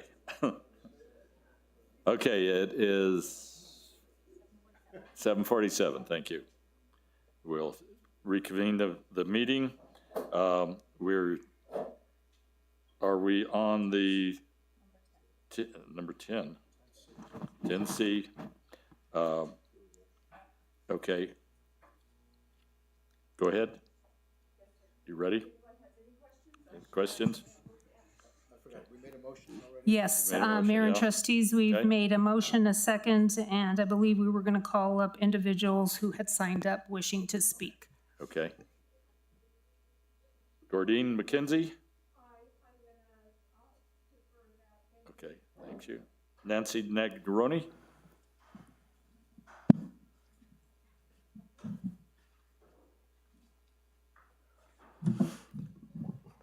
Thank you, Nancy Nangeroni, 7315 Guadalupe Trail, Northwest. I wanted to start by supporting the concerns expressed by David Montoya. It is scary to walk along 4th Street, and something does need to be done there. So I'm in support of a 4th Street project.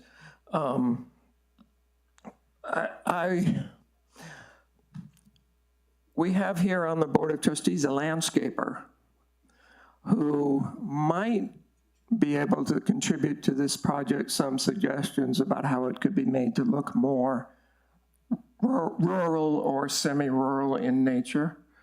And I know that the first part of the 4th Street project, it's absolutely beautiful, but I think the curbstones and the lights make it look urban, make it look definitely not semi-rural. So I think they're a little bit out of character for the place. And I know that tomorrow night we're going to find out exactly what's going on with all of this. And so my main point here is really just to say that if we were to narrow it to 3 lanes, which I know is what's planned, you know how under the overpass, the Paseo overpass on 2nd Street, and the off-ramp for Paseo for people who are eastbound curls around, and then there are all these little vertical things in the road? They make such a great barrier. Maybe they don't look great, I don't know, but maybe they would provide a barrier that would provide more safety for pedestrians. I don't know, just an idea. I know that New Mexico or Albuquerque is crazy for pedestrian deaths, so I definitely support. I just want David to know, and I want everybody to know I do support a 4th Street traffic mitigation project. Thank you. Thank you. I hate those barriers over on 2nd Street, by the way, because if you want to, the jacked up trucks run over them and they have to replace them on a regular basis, so that way they can make a cut through. So. Oh, okay, okay. Okay, thank you. So now, discussion from the governing body. Sure, Okay. I don't know Yes. if you have a particular order, but Okay. I do have. Okay. Maria, so I assume the 500K does not cover all of the right-of-way needs. Is that correct?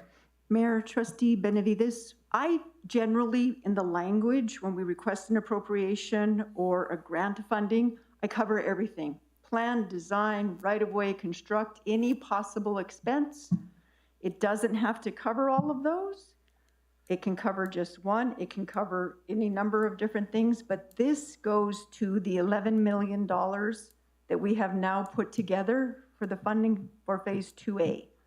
So this is just a very small portion of that. Correct. This is one single legislative appropriation. But it could very well turn out that we need to purchase more than 500K of right-of-way, is it? Mayor, Trustee Benavides, we actually have $1 million in COVID money that we applied for and received specifically for the purpose of right-of-way.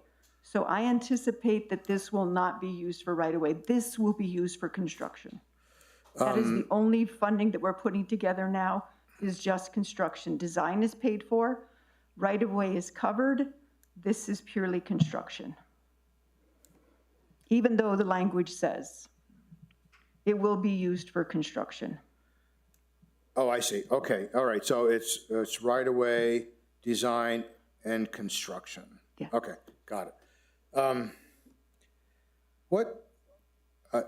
I support what you're doing, but what are the consequences of accepting this funding and not pursuing the 4th Street project? Well, you're entering into, Mayor Trustee Benavides, you're entering into a contract. Your legislators, we petitioned them to seek money through the legislative process for the projects in the Infrastructure Capital Improvement Plan. They funded it with the understanding that this project will move forward. So the consequences are dire, would you say? Mayor, Trustee, this is a contract with the state of New Mexico for the expenditure of funds that was duly appropriated for a purpose for which we requested. You can revert money, you can give it back. Not only does it impact the project specifically, it impacts your ability to secure funds from same or similar sources for different purposes. I agree with that. Thank you, that's all I have. George? I'll reserve my comments. Maria had the engineer send me the plans. Okay. And I'll reserve my comments for the plans. Okay. Thank you, Mayor. Thank you. Mayor, Trustee, yes. Ms. Rinaldi, I got stuck when I was reading this on the right-of-way. So my question is regarding right-of-way. And only because I heard this from a concerned citizen when the original phase was done. They either were told or somehow, let me ask a question first. The right-of-way surveys that were done on the first phase, were those done physically or via aerial, like aerial pictures? Mayor, Trustee Kiefer, I wasn't here during the design phase. I really can't speak to that, but I can tell you that the right-of-way investigation was inadequate to the point where we were constantly hitting survey busts. We had to do change orders to the project and have design changes in order to accommodate those. This is a full-blown right-of-way survey through the Federal Highway Administration certification process in order to get a right-of-way cert to proceed forward with a public roadway project. There's a certain level of right-of-way investigation that has to be met, and we are almost through that now. We have right-of-way maps that match every single surveyed property in the project area. I don't know what was done in the first phase, but I can tell you now that it is property by property, survey documented with title and deed. Okay, perfect. And I know one of the concerns to that, and I guess I just want to make sure, and I don't even know if there's any more, so shame on me for not doing my research. And so maybe you can help me through this, but there's those beautiful signs, at least I know on Pueblo Solano, you know, the rock signs. And I understood from someone that those were at jeopardy of being destroyed because of the survey on the first phase initially.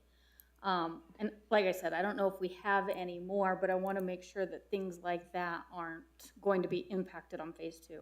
Mayor, Trustee Kiefer, thank you for the question. We identify and document what are called encroachments, anything that's in the public right-of-way. And we also identify monuments, cultural aspects of the built environment that may be impacted by our project. So we go through a cultural and environmental review as well. The survey showed the original construction documents on that with the stone monuments at Pueblo Solano showed that we would be impacting them. When the neighborhood asked us to look at that again, it turned out they were on a property owner's property. They were not in the public right-of-way, therefore it became a non-issue for us. If they had been in the right-of-way, there are a number of options. And I can tell you, we've just gone through NMDOT on some of the encroachments. I'm not going to specifically identify them now, but there are a couple of encroachments that generally you must, unless they have a cultural or environmental significance, you must have removed by the property owner or removed in the project. You may remember we had some mini signs that were in the right-of-way and phase one had to be removed.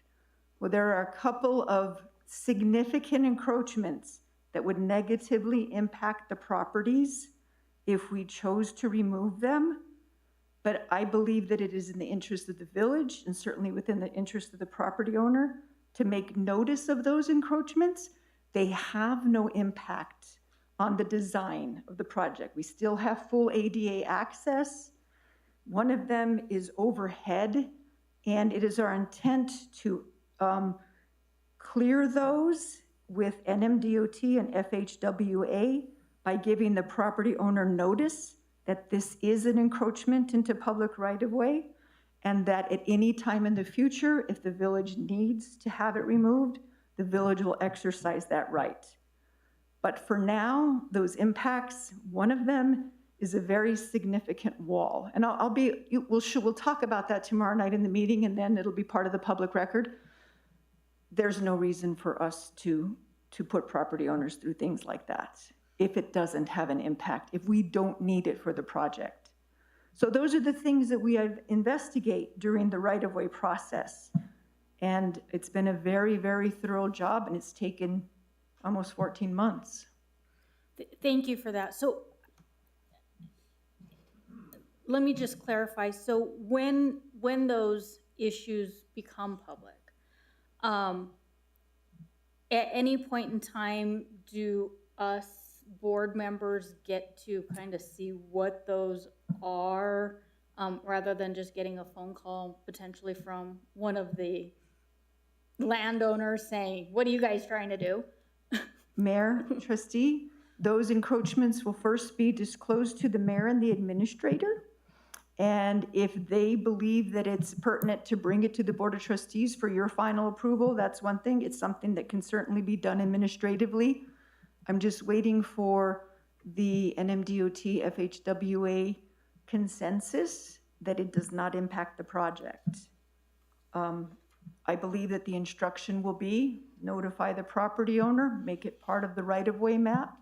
So if at any point in the future you've not given up the right to remove an encroachment. Thank you. Yes, ma'am.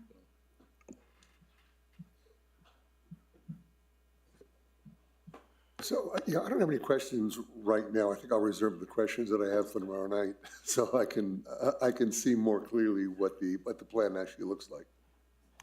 And Mayor, trustees, what's before you tonight is the authorization of the mayor to accept this legislative appropriation. Good. Any other questions? Call for the question. Call for the roll call vote. Trustee Benavides? Yes. Trustee Kiefer? Yes. Trustee Radnovich? Yes. Trustee Renaud? Yes. Motion carries 4-0. Thank you. We're on D, discussion and approval of RFP number 2024-01-P and E, Planning and Engineering Services for Middle Rio Grande levee improvements, authorizing the mayor to execute and enter into a contract with Wilson and Company. Mr. Chuck Thomas, please approach this podium, state your name and address for record.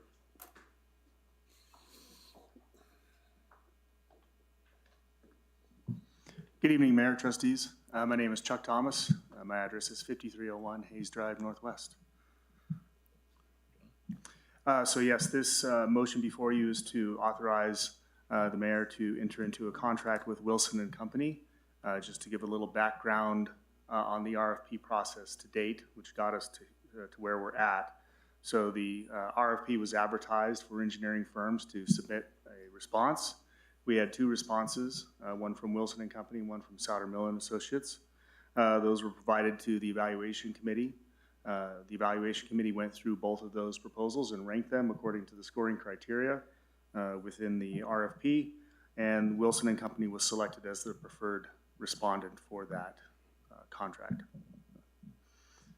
The selection committee consisted of myself, Jason Kasuga, the CEO, Chief Engineer for Middle Rio Grande Conservancy District, Elias Archuleta, the Deputy County Manager with Bernalillo County, and our advisory member was Bruce Jordan, who's the Deputy E&C Division Chief with the U.S. Army Corps of Engineers. That's who reviewed the proposals. Right now, the next step in the process will be to actually develop a contract with Wilson and Company to move forward to complete those design services.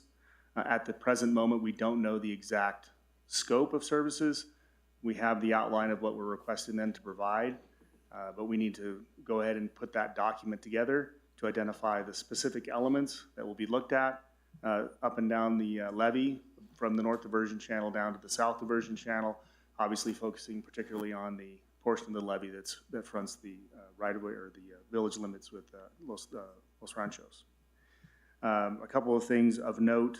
Right now, we're at a point where the federal grant that funded this does expire in, I think, May of 2025.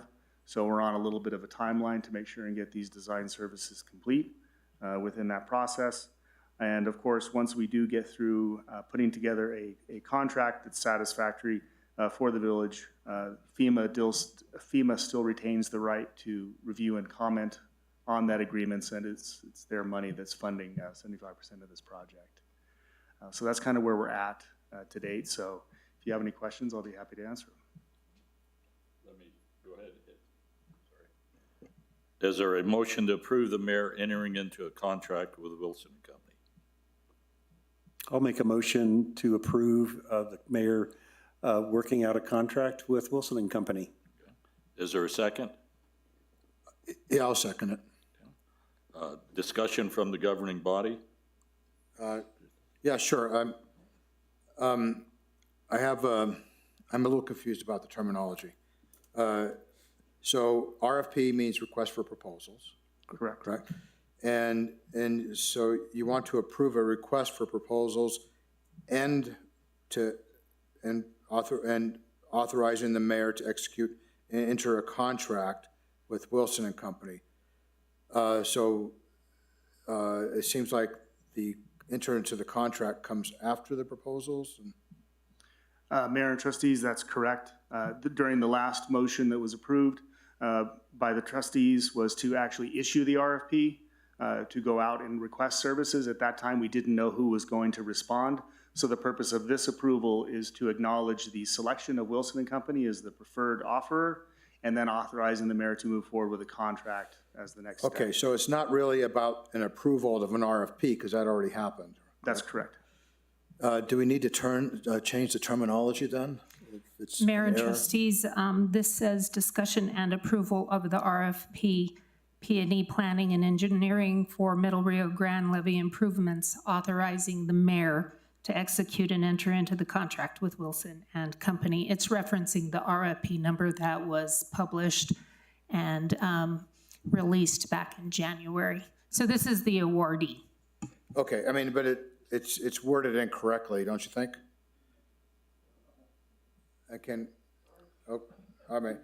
So, I mean, the RFP already happened, so we're not approving an RFP, right? It's really referencing, I'm sorry, Mayor and Trustee Benavides, it's referencing the RFP number as part of the award, if that makes sense. Okay, all right, I'll go with that. But to me, it's confusing in the wording, yeah. And Chuck, you are our consultant. You are not the engineering consultant. Mayor and trustees, that's correct. You're not part of Wilson and Company. No, I'm my own company, Petroglyph Consulting, and I was hired to basically oversee the federal grant process. And this is federal money coming in. We're not going to have to spend any village money. Is that? The federal money provides 75% of the project total. The match, I know that the Middle Rio Grande Conservancy District is a funding partner, as well as Bernalillo County is a funding partner. And then depending on the scope of the project and where it ends up, I can't guarantee that there wouldn't be a request for village funding to be part of that, but I'm not aware of where that is at this present time. Any other questions? Yeah, I mean, typically, in, I guess, the world that I've been in, when you execute a contract, there's going to be some kind of scope of work that's defined that can be reviewed. What I'm concerned about is that, obviously, we don't see the scope of work here. And I know that you're in kind of a process here of getting into a negotiation with Wilson and Company.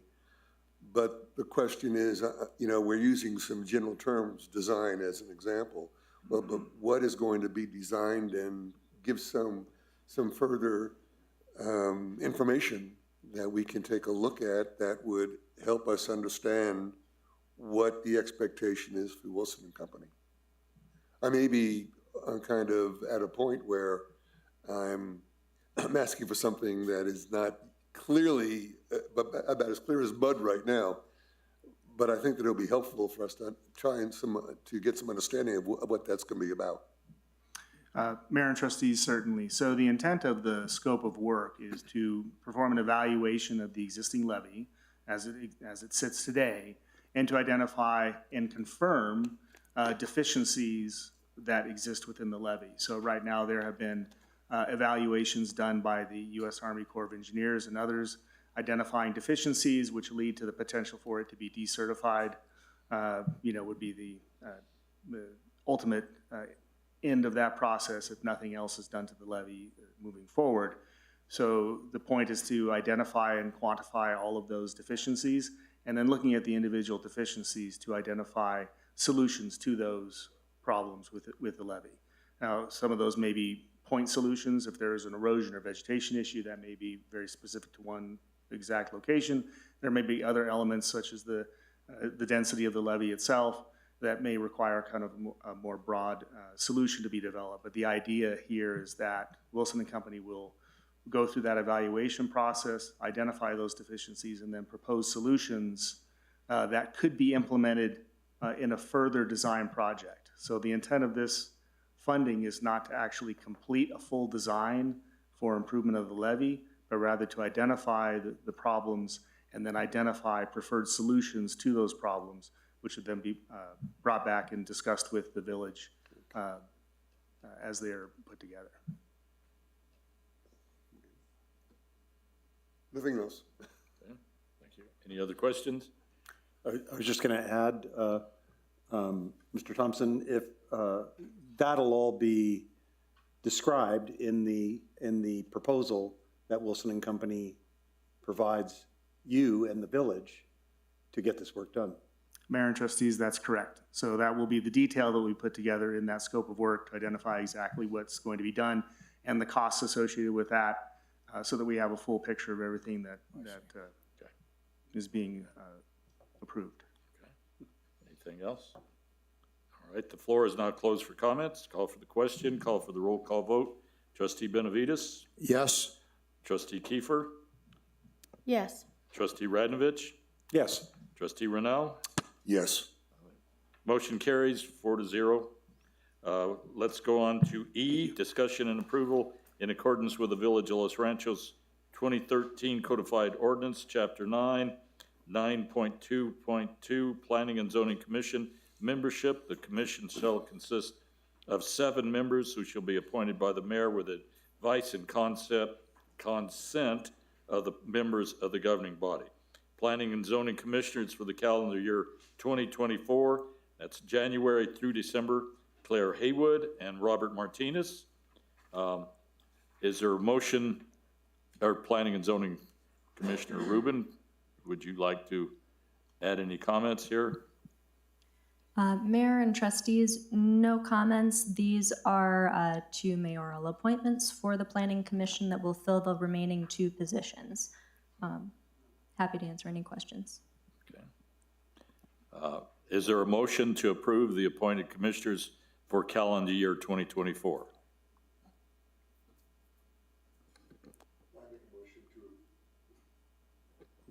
I make a motion to approve the commissioners for 2024. Is there a second? I'll second it. Discussion from the governing body? Just one thing, I feel that these two people are going to be really good commissioners, so I'm really happy that you chose them, Mayor. Okay, thank you.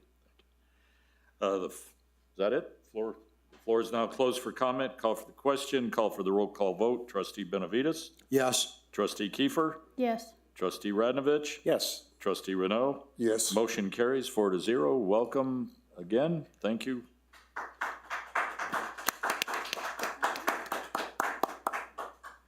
We are now going to go into our closed session. Yeah, that's right. I'm sorry? I'd like to make a motion to have a closed session. Now, the informal, Afterwards, yes. You take this out, you expect us to come back for the. talk amongst yourselves. They don't have to leave, right? Okay, They can stay in the chambers, should they choose? Because we're going someplace else. Yes. yes. Yeah, you can stay here. And you're the only one I would throw out anyway. I hope you're, Oh, well, sorry. I hope they brought snacks. Now, can Yeah. George, All right, okay. Is there a motion to go into closed session at this time as indicated on public notice and limited to litigation involving the village and Palindrome and/or Chavez Guadalupe? I make a motion to go into closed session. Is there a second? I second. Okay, call for the question, call for the roll call vote. Trustee Benavides? yes. Trustee Kiefer? Yes. Trustee Radnovich? Yes. Yes. Trustee Renaud? Yes. Okay, the open meeting will now recess. The time is 8:15.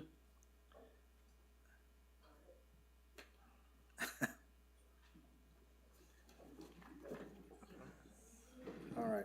Go into the conference. Yes.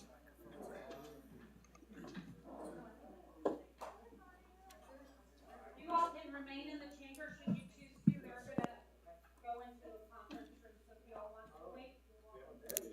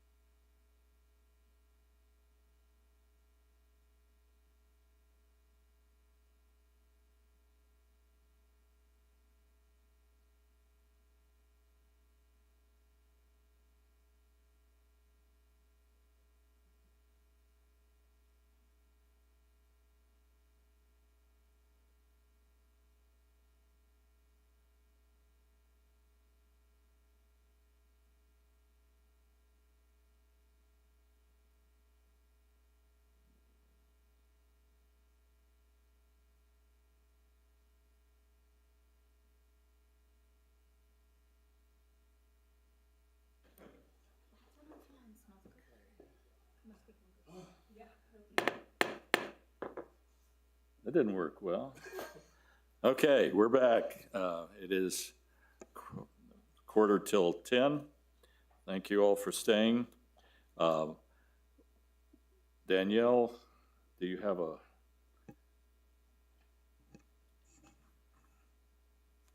I'm sorry, Mayor. What are do I we have doing? So if you I'm wouldn't supposed- mind on okay. line number 20, on page 3. Page 3, okay.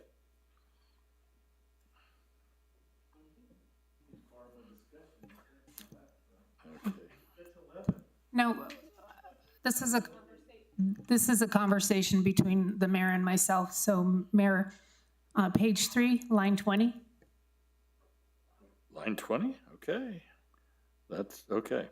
I'd like to state as required by NMSA 1978, Section 10-15-1J of the New Mexico Open Meetings Act that the matter discussed in the closed session was limited only to what was specified in the notice pursuant to NMSA 1978, Section 10-15-1H7, attorney-client privilege and confidential discussion concerning pending or threatened litigation involving the village and Palindrome and/or Chavez, Guadalupe.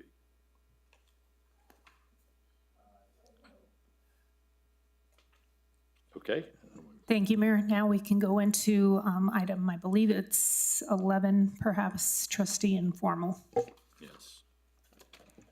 Mayor and trustees, also for the record, trustee Radovich did leave, and I did note the time of 8:20 p.m. Okay. Item 11, trustee informal discussion. Roundtable discussion is informal. The Board of Trustees will take no official vote or other action. Trustee Benavides. Yeah, I mean, let's talk about something a little lighter than what we've been doing the last couple months. So we have a general obligation bond, and we have a balance left on it. At some point, I think we should talk about things that the public would really love to do with that. Just to throw out some ideas, we have the Del Norte open space, and the ingress and egress of that is a little bit tricky, which always bothered me. So I don't know if if it's possible, but there is a narrow strip of property next to it on the north end of that, a long strip. We should look at maybe getting that, because that could open up opportunities for the Del Norte open space that we would not otherwise have down the road sometime. You know, I don't, maybe 10 years from now, who knows? Yeah.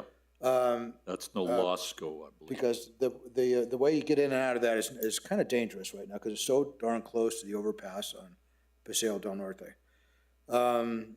Another possibility is just to the north of Hops, there's a for sale sign.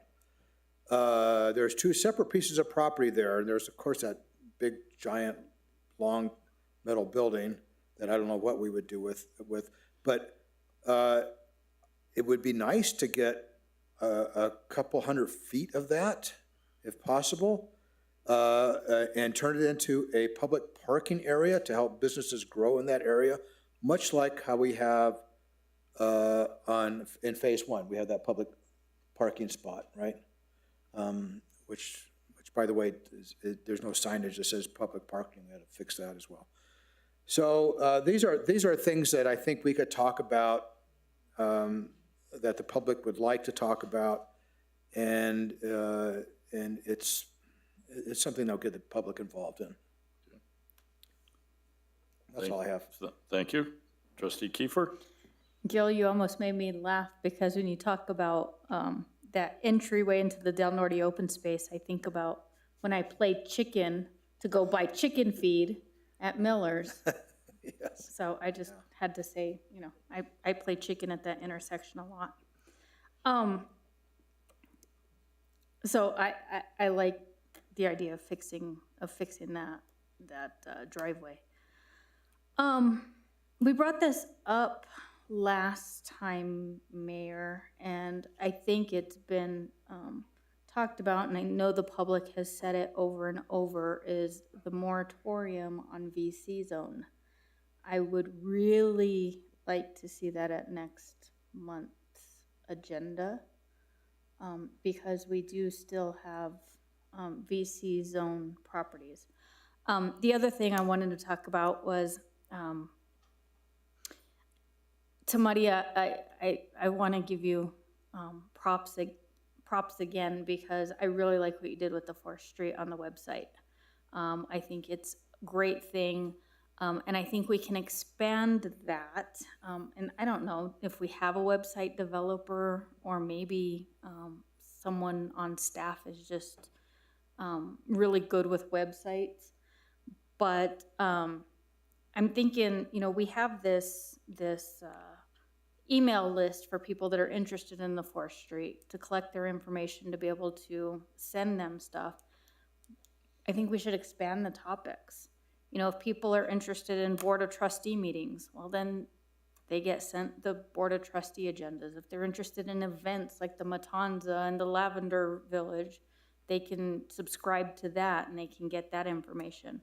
Kind of take what you've done and expand it into maybe 4 or 5 major topics that we know really have the concern of the villagers, that people are paying attention to, was an idea. And it was brought, more the specifics were kind of brought to me by a constituent, and so I wanted to bring that up.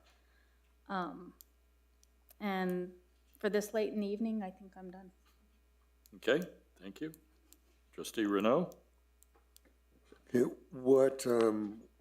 I guess what I wanted to bring up was that as a result of just some personal experiences that I've had with both in the school zones at Los Ranchos and Taft. People are speeding, and I know that the village just went ahead and approved additional funding for the fire department. I guess I'd like to try and find out what might be available for us increasing the sheriff's presence on the streets of the village. I know that they do circulate through the village, but again, I talked with, stood actually next to the crossing guard over at Los Ranchos, and there were cars that were just flying by on Los Ranchos, as well as on 4th Street. And, so if there's a way to try and curtail that speed, I know that parents would certainly want that to happen. I think it's going to be safer for the children, and again, it goes along with what we've talked about earlier, and I certainly agree with David Montoya about the need to upgrade 4th Street, because there are kids and parents that are walking up and down 4th in order to get home. And I spent some time also just driving around the east side, and there are people that are whizzing through those streets as well. And so I'm just wondering what we can do in order to slow it down. I know that there's going to be a meeting, I guess in a couple of weeks, on the 28th with folks who live on Asuna, because they have requested it, and Fred has volunteered to sponsor and to run that meeting. But I know that there are other streets, Chavez, and I know that El Pueblo and others are facing very similar kinds of problems. So even when I came down to the meeting tonight, I happen to live on the north end of the village. I turn on to Rio Grande. The traffic on Rio Grande was down to El Pueblo. Yep. Stalled traffic. So we have a lot of cars that are coming through, and I just think we need to do we need to put more effort into whatever we can do in order to slow it down. We're meeting with the captain, is that from the sheriff's department? Would that be we've got a meeting coming up with the captain from the sheriff's department. Perhaps you could join us. So, We're talking about. So Fred, maybe a good time to talk about the overtime pay that we tried to send over to Bernalillo County Sheriff so that we could get more officers patrolling. Would you mind if he told you about that? Yeah. Yeah.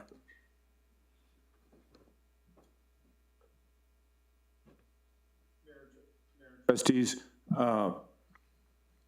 in your report that I gave you this month, you will see that the sheriff's office has drastically increased their traffic stops in the village last year. We're in the process of doing this transportation analysis. We're having a lot of requests on the speed. We're doing the traffic counts. And I will tell you that what they're giving us from the traffic analysis so far matches the data that we have. Not saying there's not speeders. I'm telling you there are. But we just finished one on Tyler Road, and the average speed on Tyler Road was 17 miles an hour. The people going 10 miles an hour over the speed limit was 0.2%. So one of the things that we're collecting all this data is then trying to figure out how we can use that for the sheriff's office to come in and do additional patrols.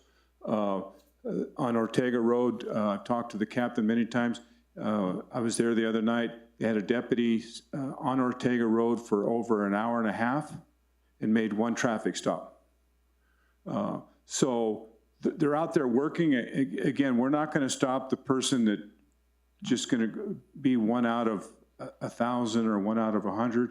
The traffic counts, I've gone back and done some historical data, and on some of the roads, the traffic counts are less now than they were in 2000. So we're looking at the whole study to try and come up with a better way, and I'll use this as an example. If we put speed humps or speed tables on El Pueblo, all that's going to do is divert the traffic to another east-west roadway. So we're trying to figure out how we can address all of those at the same time. In addition, as Trustee Benavides said, he's the one that spearheaded additional funding for the sheriff's office. They're running with their traffic unit, the motorcycles, and everything to try and work these areas and stuff. And again, I will get with, Mayor, we have a meeting with the sheriff, actually. Yes, I'm sorry, Joe, I wondered like you kept looking at me funny. I just had the wrong, I apologize. With the sheriff, yes, and we can, again, talk to him about those at the same time and see. And again, the thing is the data that we collect helps us then say, if we're having speeders from 7 to 9 in the morning, then they can direct their resources to 7 to 9 in the morning and try and work those speeders and that type of stuff. So they're very responsive. But I have to say that the data doesn't lie. It gives us a very accurate picture of what's going on. And, you know, and like I was talking to the lady on Tyler, and she goes, wow, I'm glad to see that the speed was so low, because I just was assuming that it was people were going 35 miles an hour, 40 miles an hour. I had a lady on El Paraiso tell me the other day that they're going over the speed humps at 50 miles an hour. Well, you can't go over those speed humps on El Paraiso at 50 miles an hour. And again, it's a perception, and I think that we're trying to work with them and then come up with the data and then get the sheriff's office to increase their enforcement based on that data. Good. Okay, I'll get with you on that meeting. But it's interesting. I mean, we got to do this. Yeah. Thank you. Okay, is there a motion to adjourn? Motion to adjourn. Is there a second? All in favor? Aye. Aye. We're adjourned at 10 o'clock. Thank you all.